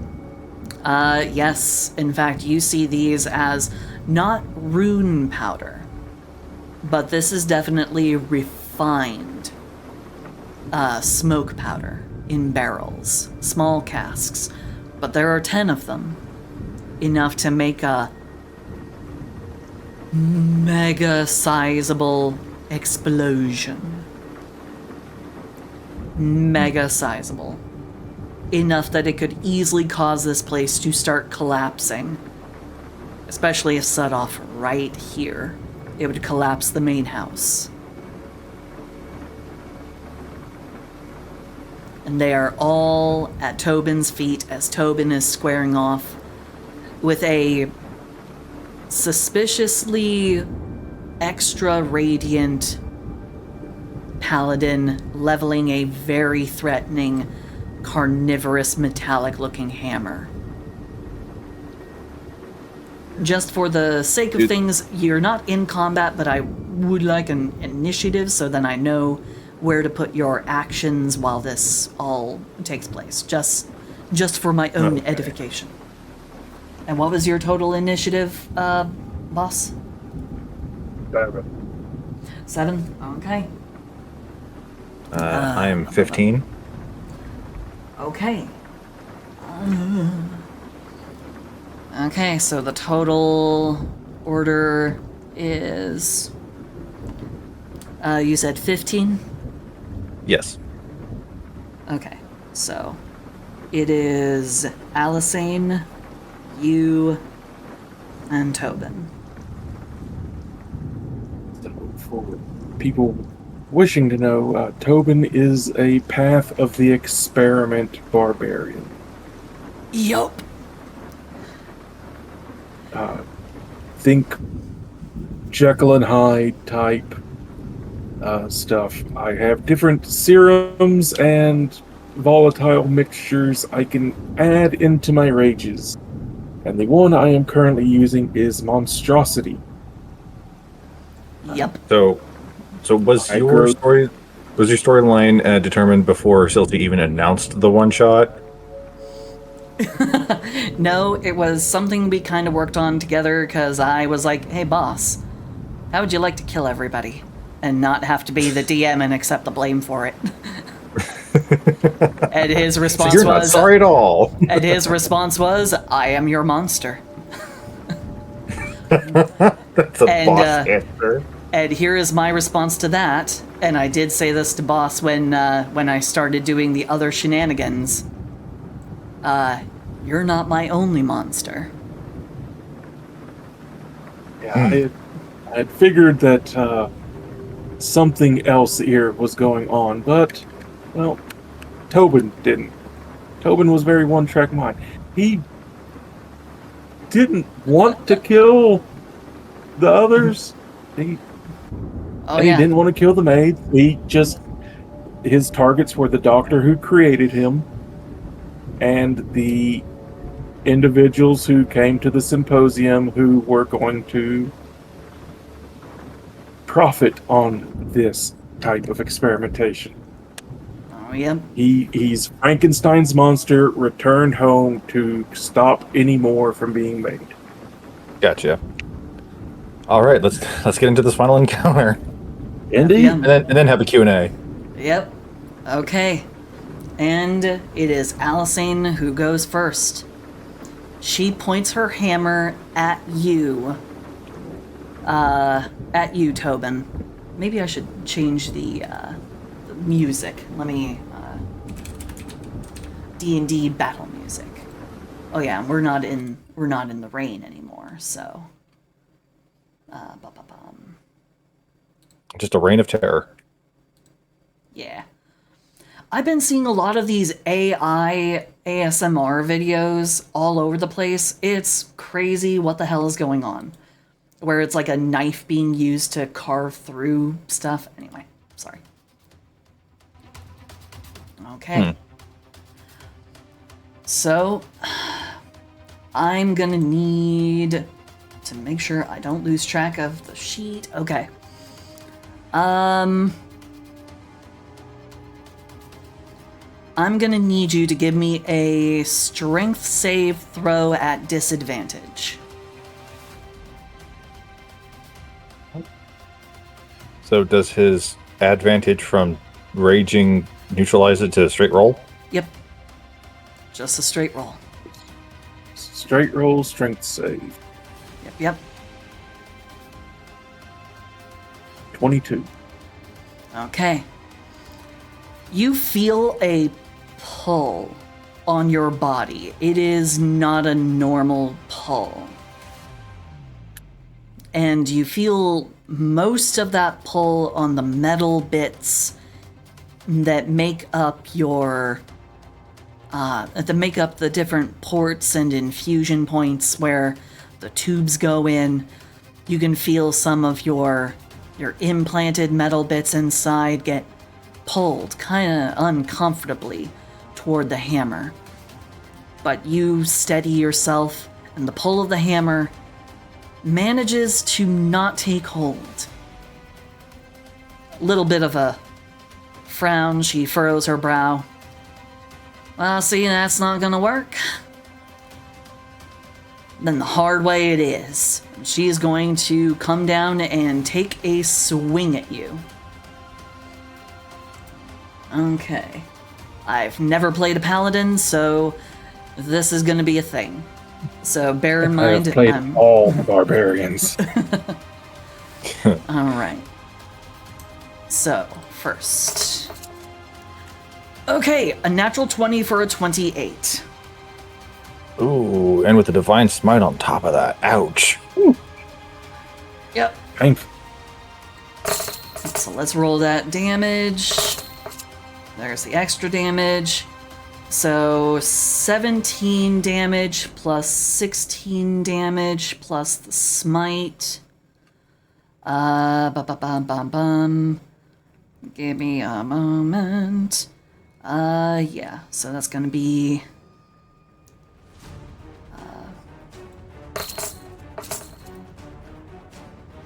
that's gonna be another 11 radiant damage.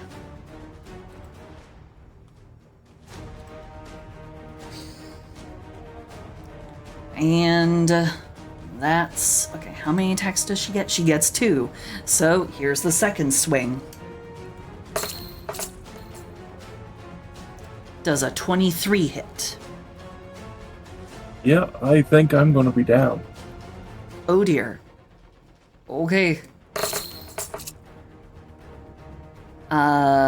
That's 15 total damage, 12 bludgeoning, 1 cold, 2 piercing.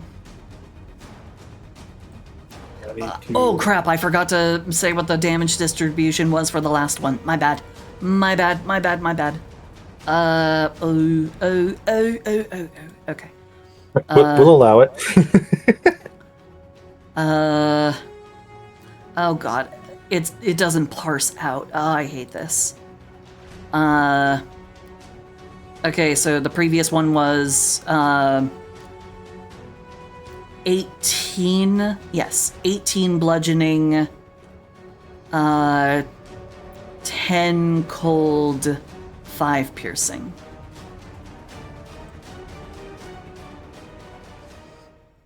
So go ahead and cut off whatever damage you need to from that. Yep. Okay.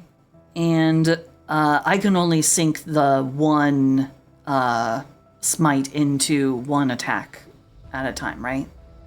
I think you can smite every time you hit. Let me see here. Divine Might. Let's see. Target takes an extra 2d8 radiant damage from the attack. I need to look at the regular paladin because that's just the Divine Smite spell. Yeah. Okay, one bonus action. Starting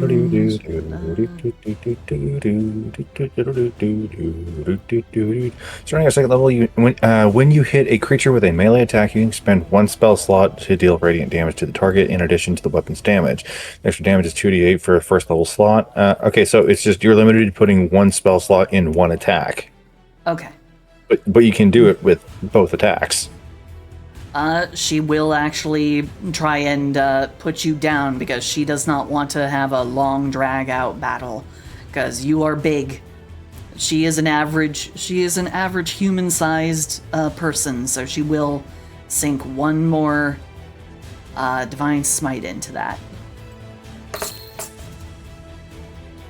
And for 8 Radiant. And that'll be the end of her turn. So is Tobin still up?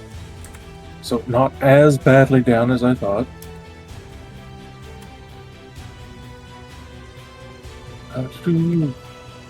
Bonus action, let us change my...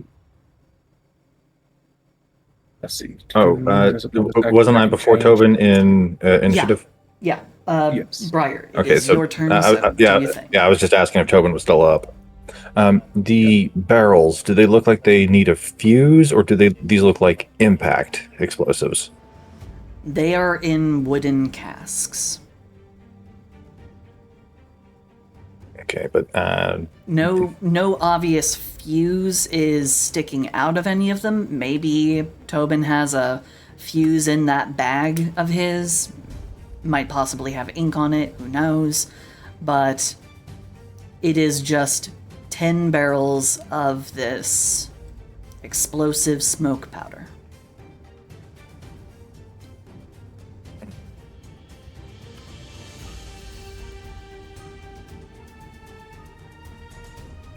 and they're still right there by it. So I'm gonna hold off and see if he maybe like pushes her back into the room, so I get a little bit of working space, because he said the barrels are right at his feet. So I'm just gonna stay where I am. I'm not gonna break my 22 stealth, and just kind of keep watch on how things progress from here.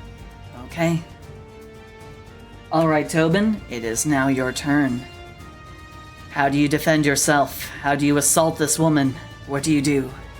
Wait, that sounded really bad. How do you defend yourself against this paladin gone mad? There we go. Saved it. Let's see. Bonus action. That's the fun thing about this. As a bonus action, I can switch which serums are in me. So the vials in the back extend and push back in. I shrink that back down to the small size. Activating reconstruction. Okay, so you shrink back down to Tobin's size. God, 1 and wow, 4 health. Well, I'm glad I wasted the bonus action. Oh no, I'm sorry. Okay. Well, because of your shrinking... Yeah, because of your shrinking, you are basically no longer, like, in her immediate range. You've kind of shrunk back down, and you're in the door threshold.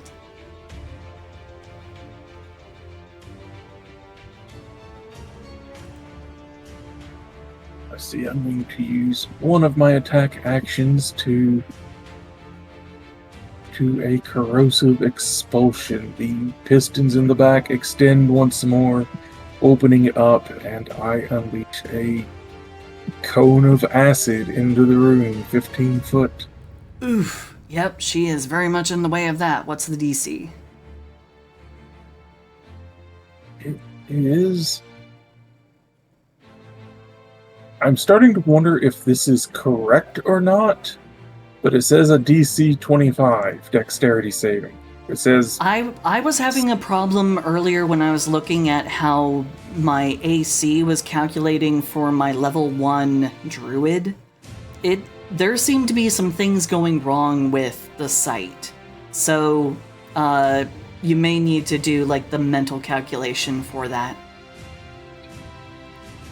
You may have to do it old-fashioned style. And most DCs are like I see what it's doing. It's adding the Constitution score, not the Constitution That's what modifier. mine was doing too. It added the score and the modifier to my AC, which it wasn't supposed to be doing. And it was giving me a default of 10, so. So DC 14. Okay, DC 14, what kind of save? Dex save. Dex save, okay. That's a fail, that's a 10. What kind of damage she taking? Not a lot. 8 acid damage. What? An API? Oh, you gotta be kidding me. D&D Beyond. Why? Okay, so 8 damage. There we go. Okay. Stupid thing. Okay. Alright, back up to the... Oh, do you have anything else you're gonna do? Yep. Got one more attack in the action. I'm going to swing the axe I had brought down with me. Does an 18 hit her? 18 does very much hit her. She's only got an AC of... Wait, is this right? Hold on. Why does she... Okay. Are you kidding me? Second time the sheet has crashed. So her... Yeah. She Just only has a 9 changer. damage. Okay. Hey, man, she has less HP than your total pool. She's already down to 55. So that's 17 damage. That's still pretty good. Okay. And is that going to be it for your turn? I did step further into the room to get the swing on her. I lost the range. Yep. Okay. So I shrunk. Alright. It is back to Alisane's turn. Now that there's no longer the big hulking figure blocking the entire doorway, she can kind of look over Tobin. Because she's on a bit of a raised platform there in the center. I'm still very much hiding with the 22. With a 22, but she got a 24 to perceive. Fuck. So she does see... Why would she be looking for me? She's in battle! She's also seeing that Tobin's not in a great condition, so she's not necessarily taking this immediately seriously. She's confident she can manage, but she does see you. Yay. Looks like we got an audience. Well then, I'll be sure to make all the nice clean little cuts to this thorny briar and get this garden set right. And she's gonna go in for another big ol' swing right into your dome. Is there not an advantage since I did not reckless attack? Yep. So, boom. I'm gonna guess a 15 doesn't hit. No. Okay. So, the first swing comes down, but it just out of the way, it doesn't quite connect. So she then sets her foot and comes swinging back around for another go at it with her second attack. Dirty 20, does that hit? Yes. Okay. She's gonna go ahead, do that damage. A total of 15, and she's going to sink a second level divine smite into that.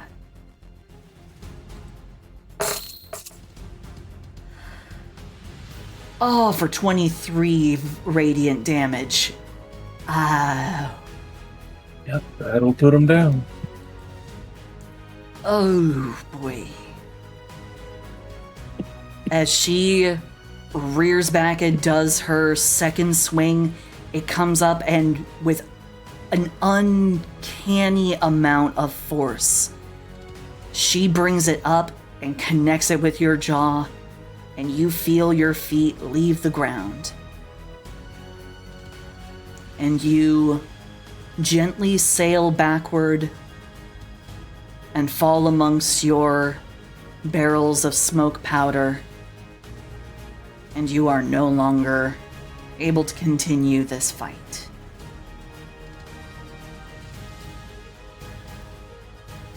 All right. Briar. You just saw her fell Tobin, and she is now looking at you. Yeah, ain't nobody getting away alive from her. So I will rush up and I will search his bag for a fuse. Okay.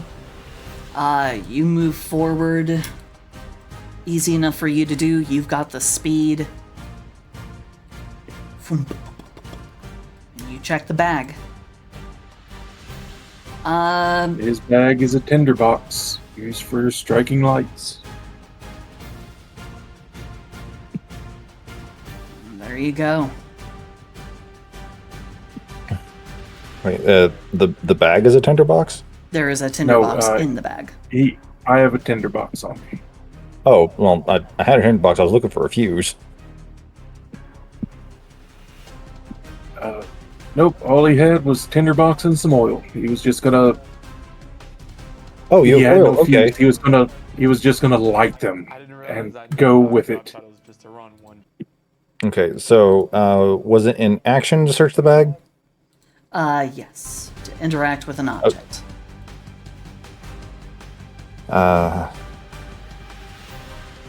Okay. Bonus action, minute to think. Going to douse the barrels with the oil. Okay. Opening the flask, emptying the oil. All right. And then I will... God, I really don't want her to catch up with me. But chances are she's going to be able to catch up with me. And I can't light this right now. And I've only got 1 HP, so all she has to do is touch me. If she breathes on me wrong, I'm dead. So, let's see. I was... how much movement did I use in order to get up to the barrels? You used, I believe it was 5, 10, 15, 20. You used about 20 feet. Okay, and then I will go 10 feet down the down the hallway. Just use it the last of my movement because I don't have a bonus action and I don't have an action for extra movement. So Okay. 10 feet down. here's hoping Tobin counts as difficult terrain. Shit. All right. Oh, look at that. Little rabbit's running. And she is going to cast a spell. Oh, crap. She's gonna send out a guiding bolt. Please miss. Please whiff. Does a 19 hit? It hits and I am down. Yep. 15 radiant damage.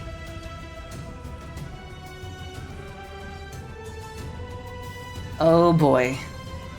So you're not dead outright, right?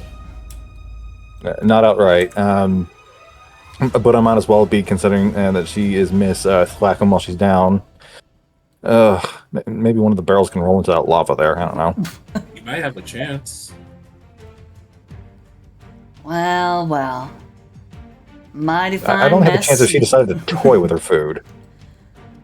Mighty fine mess you decided to create, Lil Tobin. But you know what? I don't blame you for what you done. I don't blame you for wanting to get rid of this place. I imagine you went through many hardships. So you know what? I think the world could use someone who's got a firm head on their shoulders like you. Maybe today just wasn't your day. But you got a little bit of something divine in you, whether you like it or not. And I ain't gonna take it back. My grandpappy, he's an influential sort. You might be hearing from him again sometime. Not too far off in the future.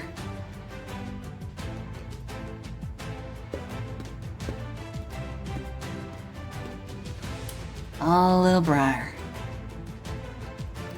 You were so close. You're so close the whole time. Right there.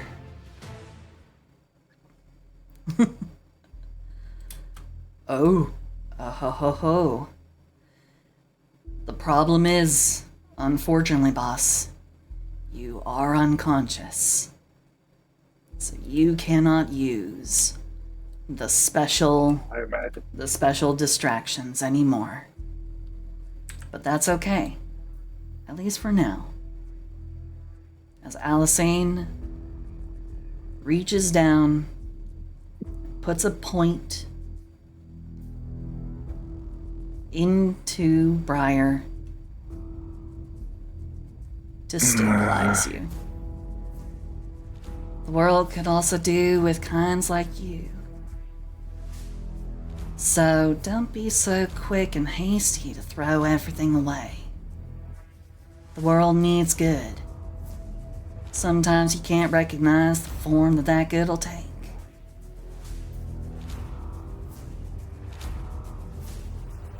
And don't worry about being able to leave this place.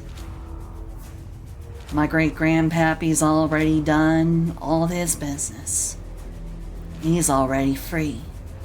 As she pats a spot off to her side on her leather armor that seems to have been torn off. And there appears to be some blood leaking through her blue flannel shirt. Well then, I'll be seeing you later. I imagine a lot sooner than later, actually. Be good, you two. And don't kill each other just 'cause I'm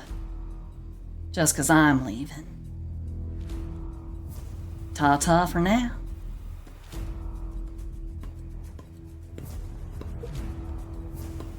Ta-ta indeed. I count backwards from 15 to make sure that she's right over where the explosion is going to be, and I light that puppy up. You count back. And you... What is it? What is the HP of barrels? Explosive barrel. Okay. You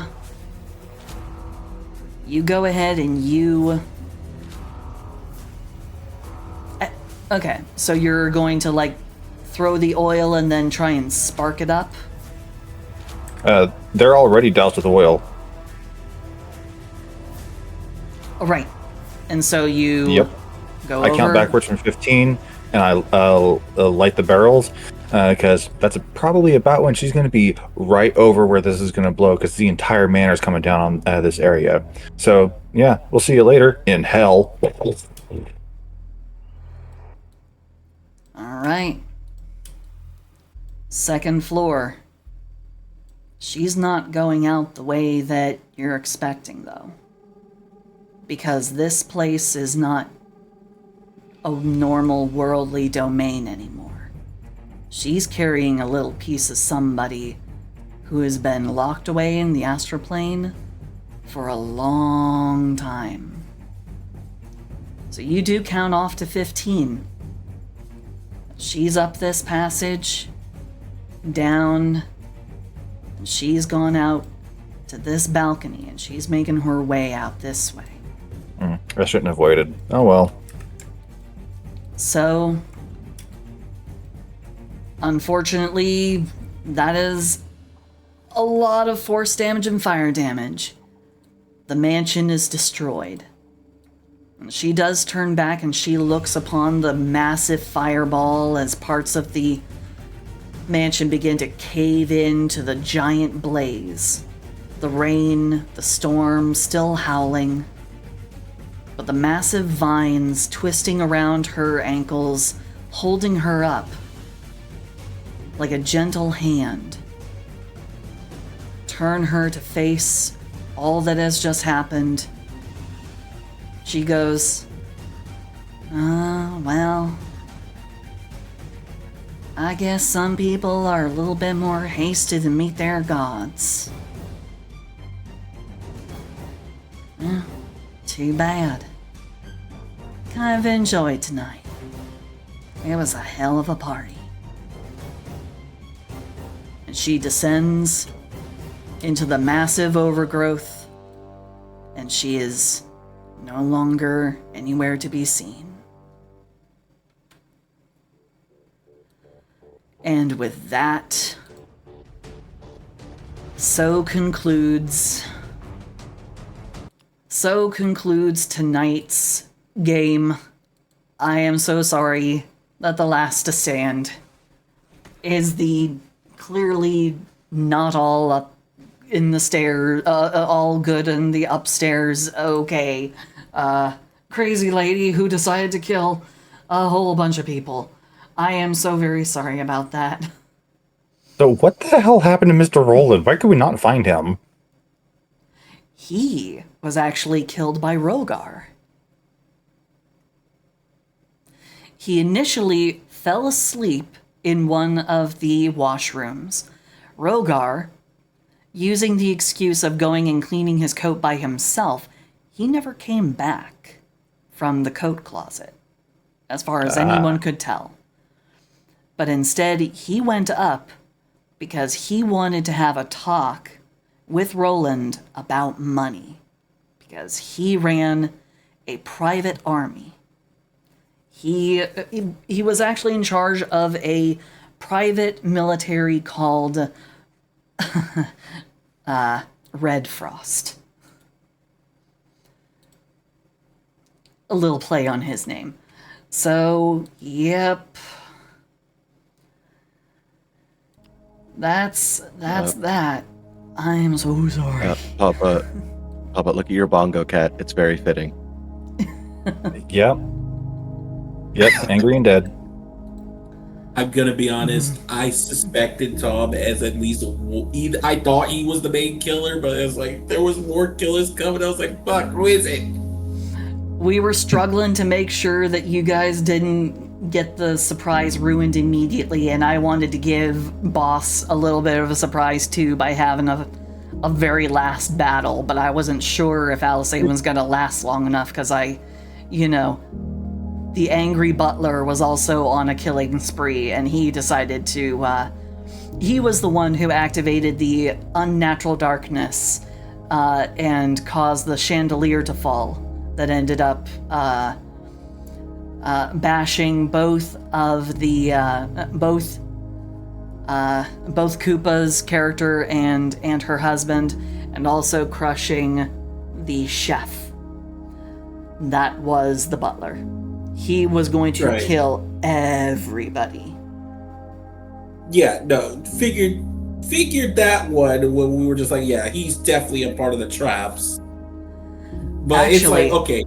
Actually, the thing that almost took your leg off was him attacking you with a garrote wire. So it was a weapon attack. Okay, well, I can at least still blame it on him. Bitch. Yep. It's a special ability with a special enchanted garrote wire that he had, which is It's called the Lacerating Twist.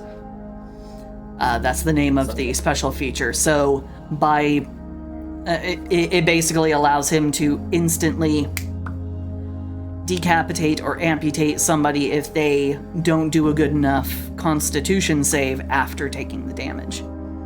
So that means he was close by the door when I walked in. God damn it. Yep.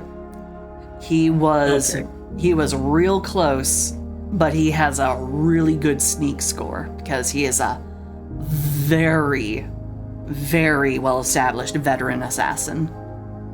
Yeah, we had a lot of rogues in this group. I think I got that. Yep. I suspected Tom because I looked at the dice history and was like, okay, he's not rolling as much. I actually was rolling just privately to the DM. Yep. Right. There were a lot of little things. It gave me that assumption. You said you were basically the note taker of the party, yet your notes were just soggy or ruined. That was Good. a distraction that I was able to use where I could destroy a bit of. It was called misleading lead. I could mess up a clue. I could destroy or interfere with a clue or send it, make it implicate someone else. So I destroyed those notes that you got from the fire on purpose. Okay. Yeah. And I figured that was the goddamn case. When me and Briar found you and the paladin were already like up there, and you were already fucked up. But then we kept looking for like, okay, what was this massive creature that smashed your head into this door and fucked you up like this? We never saw one, but we kept getting hit with like these traps and everything. It was like, okay, so either we're dealing with a very stealthy killer or we're dealing with a goddamn brute. There can't be two like that. But then we got the thought of multiple killers. It's like, all right, something is definitely going on here. And I had you suspected because you kept playing like you were like wimpy and couldn't do anything, and that's why I had my character stop you, because that's when I was about to start pressing. I was like, what can you do? Because there was warning bells player wise going off in my head, and I'm like, it's either something is going on here and I want to know what it is. Then I got fucking daggered on the steps. I am so sad. I am so sad that I did not get the opportunity to actually give you guys the drawing room puzzle, because that was the other way of being able to get in, and you guys were so close. You had the cloche, you had the platter, you were almost there, but then Darius was like, they all seem like they are about to go down into my master's lair. I cannot allow this. But the puzzle was something I worked really hard on. Because it's basically a match the hierarchy puzzle, and it required reading his notes to be able to get the proper clues. You had to talk to Creed to learn about how to open the door or to activate the puzzle lock in the first place. I believe the D&D players did not go the way that you planned. No. Yeah, reading the notes that one of us was fucking burning. Actually, the burning of the notes, that was the butler too. God. But because Sasha was already dead, she was not able to inform you that there was suspicious smoke coming from a oven or a stove in her kitchen. So right. Yeah, there was no way to know. That's fair. One of us idiots decided to die like an NPC. And then That's only trigger once. And then I get curb stomped off screen by somebody I didn't even know was a fucking villain.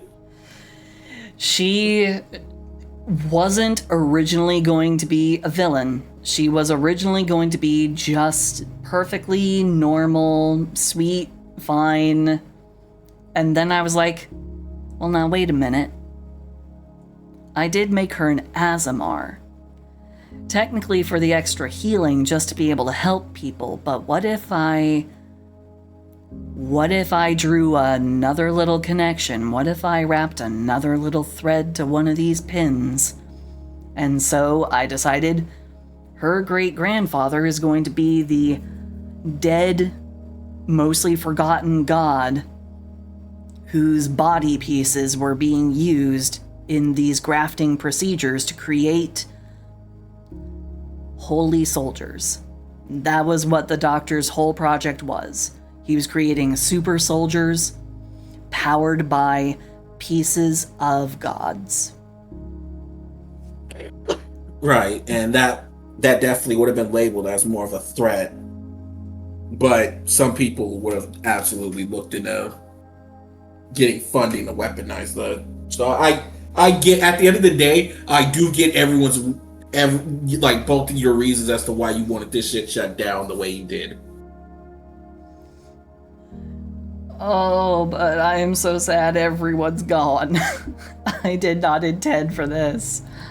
It's completely fine. I am not the thinking sort. I'm just I want to cause problems when the problems need to be caused. Well, you definitely did that. That is true. You did some work. I did one butt poke. That's it. I should have only waited 5 seconds. I would have just blown it when she was at the top of the stairs. Oh yeah, if you had set it off at any other point, but she was heading to the east, toward the rising sun. Damn. Yep. Well, I mean, at least the staff are safe. It's like, still a shit, but at least everybody made it except for Sasha Blankenport, the surly chef. Right, but it's not like she wouldn't have tried to save her. It's just that was out of her hands. Yeah, Alisane did not take Sasha's life. She did not activate that particular event. In fact, the growing from the outside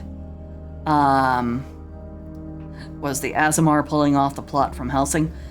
Kinda, sorta. Little bit. Kinda. Yeah. Wee little bit. Yeah. The moment I realized the paladin was a villain, I was like, wait, harvest goddess, we got growing vines and shit. Oh, you mother.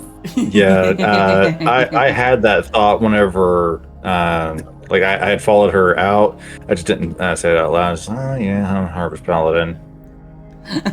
I did not think she was dead. I didn't know quite that she was evil, but yeah. Yeah. Shoulda, woulda, coulda. But hey, I hope that you guys at least had fun. Even though everybody died. Almost everybody. The majority of people. I'm sorry. Characters literally die. As long as the players and the DM are having fun, it's like at the end of the day, who cares? Yeah, would it have been more fun to thwart the villain? Yeah, but sometimes the villain does a really good job. Yeah, like I had fun even though I played only 1/4 of the campaign. You played a little bit more than that. Okay, 1/3 maybe. A third to a half. Very nearly. Oh, it was 1/3 because like it was like halfway through yesterday that I died. And when you look at it, we can label this story as a tragedy. when you look at it, all three villains right. won. One shots, they usually end up in player death.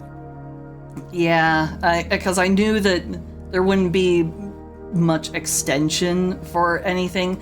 I mean, except for the fact that I have now created my absolute favorite, most sweet little soft darling. That's a plus.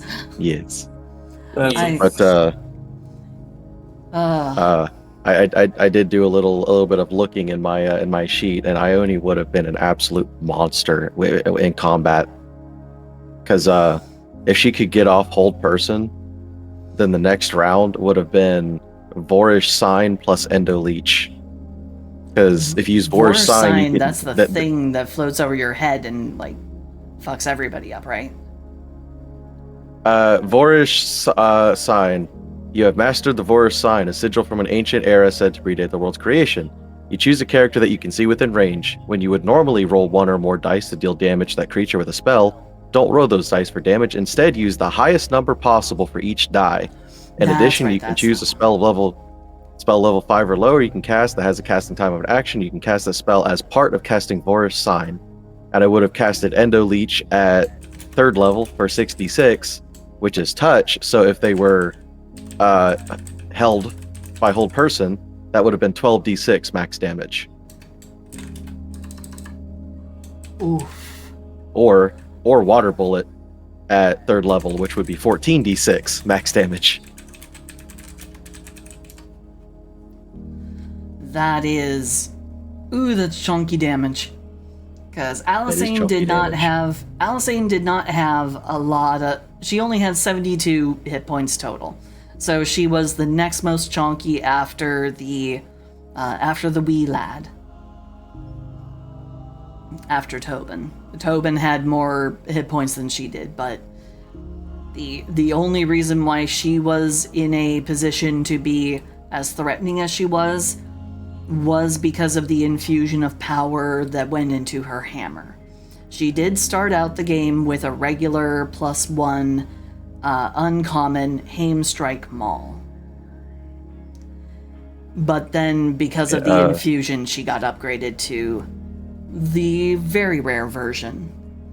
And then that's how she was able to do all the bashing and the extra damage and the... It didn't work. She tried to pull. She tried to drag.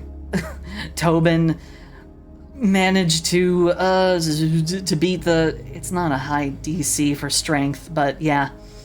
If it had worked, she'd have been able to pull him right up into her business, and then she could have cracked down. Because the very rare version can pull 1,000 pounds 15 feet toward her. So, jeez, the maxed crit Endo Leech would have been 72, and Water Bullet within 5 feet would have been 84 damage. Yeah, Man, my character feels kind of lame compared to you guys now. I'm kind of sad that mine lived so long. I was just good at to finding stuff. That's it. You were the one that I was having to. I was surprised that boss wasn't targeting you more because you were proving yourself to be the researcher and like you were proving yourself to be the Sherlock, and I was like, I let Stab cook because you latched on to somebody else. I was like, oh, I can work with that. If you're hunting them, you're not looking at me. When you started going, happy that the guy disappeared. Yeah, Papa. That's how my Vampires of the Masquerade game went. When I played that like a long time ago, I was told to make a character that was very good with speech, very good with like investigation, and the campaign turned out to all be combat, and I was literally useless. Well, I definitely didn't feel useless. I just don't feel nearly as interesting as the rest of y'all. No, you were literally the one that I had to set the bar for every single puzzle, every single hidden detail. You were the bar I had to set everything against. So yet that paladin still played me like a cheap kazoo. Because she was built to crunch. You built a character that you were basically told to build. And so, there's nothing wrong with that. I mean, I tried doing the same. Yeah. Well, yeah, I tried doing the same, and so I built Ione off of what she is, canonically, which is like all shadow stuff. So I tried doing investigation, medicine history. I tried getting all that stuff. But she wasn't going to compete with Briar, especially dead. The 1,000 Poison Lance box trap was what got you. Yeah. And it's the Nat 1 that got him. Yeah, because that quadrupled the poison damage. And because of Darius having another small additional feature, he added, I guess, insult to injury, a 1d4 on top of that damage as well, and it was just a 1. So that's how the poison damage came out to 61, being 4 times the original number. So I am so sorry about that. Yeah, it was I will 61 be plus plus the piercing damage. 5 piercing, yeah. I am so sorry about that. I will be more careful about It is fine. about what like traps and stuff I grab from external sources, because I was like, I don't want anyone to be able to find it on D&D Beyond, so I'm gonna borrow. So I started borrowing. Perhaps I shouldn't have done so much borrowing. It definitely threw the balance pretty quick. Yeah, I would have said, like, if you look at the traps and be like, okay, a crit says it'd be this much. Oh my goodness, that's enough to one-shot literally anybody that's in the game. Maybe tone that down just a little bit.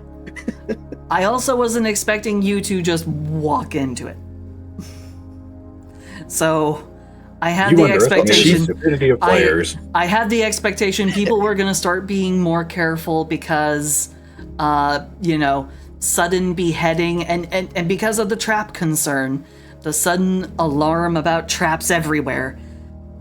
That was something I was tried to be hoping careful. I tried to open was... the door from the side, but I still got shot. And Iona's logic was sound. Okay, the trap already went off. There's no more traps in here. Step to the floor. Yeah. Actually, it's a small magic item that when you set on the ground, it quote unquote melts into the floor and creates a small extra dimensional space, approximately 6 inches deep by 2 feet wide by 3 feet long. And it creates a false clay tablet surface. When a creature or player steps on this tile, they must roll a dexterity save throw. Dexterity DC of 18. If they fail the roll, basically it's an item, and it was a homebrewed item, and I shouldn't have touched it. That was my mistake. That was my mistake. Bad Silsey, do not touch homebrewed items ever again. It only causes problems. So what are you talking about? I do. do. Always a good girl. I I had do fun apologize. testing out a new barbarian. That was Silsey's always a good girl. You hush. Oh. Well, I am glad that the boss got to try out a new barbarian, and I got to give you all an adventure, even if it didn't go the way that I kind of hoped it would. I kind of hoped you guys would be able to stop it and win at the end. So I am sorry. But you do realize now that if you do another game, you're gonna have to pull out more stops because we're on to your shenanigans, right? Yeah. But Yeah. You just have to realize that some of us are not as smart as you give credit for. No, I think the you guys logic are was sound. You just unfortunately had the constitution of a wet paper bag in the middle of a hurricane. And I guess Yeah. I guess having my collaborator being boss also kind of sorta kind of set the whole entire thing pretty solidly at a fairly high rung of difficulty. I will moderate in the future, but I think the next one is going to be, if I do another one, it's going to be a slightly softer, easier campaign. It will be not this. All I'm gonna say is, if this causes you to pull punches, I will never forgive you. Like Ione was basically a glass cannon. Like all the stuff that she had, she could technically like make it to where people who would try to hit her would have advantage, but she could also just decimate as many people as she wanted to. But at the same time, she has an AC of 9, dexterity of -1 and strength of -2. So if she got hit, it was all over for her. Oof. Yeah. Because the old man, he was running around with 91 hit points. So that's... What level was he? He was a CR5. Man, even though I was level 6, my max HP was 45. Yeah, Yeah, he actually did use some parts of an official. I only gave him a couple of extra little like items and a few little like the extra 1d4 poison damage. That was all I added to him. But he runs with the ambitious assassin, block. So that first thing that he did was the vanishing escape. That's why he did not have any more legendary actions throughout the rest of the thing. From the Oh, book but of many things. I read that wrong. He would have regained all spent legendary actions at the start of his turn. My bad. But hey, at least you guys didn't die outright to him. So there we go. Yay. I'm still so sorry. But yeah. Again, I'm looking forward to your next one, and I take this quote unquote failure as motivation to kick your hind end next time, Gobbo. That is very true. I will up the ante, and you guys will see that the ungodly mansion of horrors, or the mansion of ungodly horrors, will soon turn into the plains of ungodly horrors. Look forward to that one. But I'm gonna go ahead and close out the stream, so then everyone can go to bed because it is 1:15. Don't want to hold anybody over too late. So I'm gonna go ahead and close the stream on out, and yeah. So I'll be back in. Good night, chat. Yeah. All right. So I'm gonna go ahead and just let you guys go ahead and go on free. It is late enough. I guess maybe we could go ahead and try and raid somebody. Let's see. Is there anybody to raid though? Let's see. Let's take a look. Oh, you're at work until 1. Oof. Well, let's see about raiding. Just to give somebody a friendly little bump. Cassavell is currently. Oh, Cross. Who do you have in mind?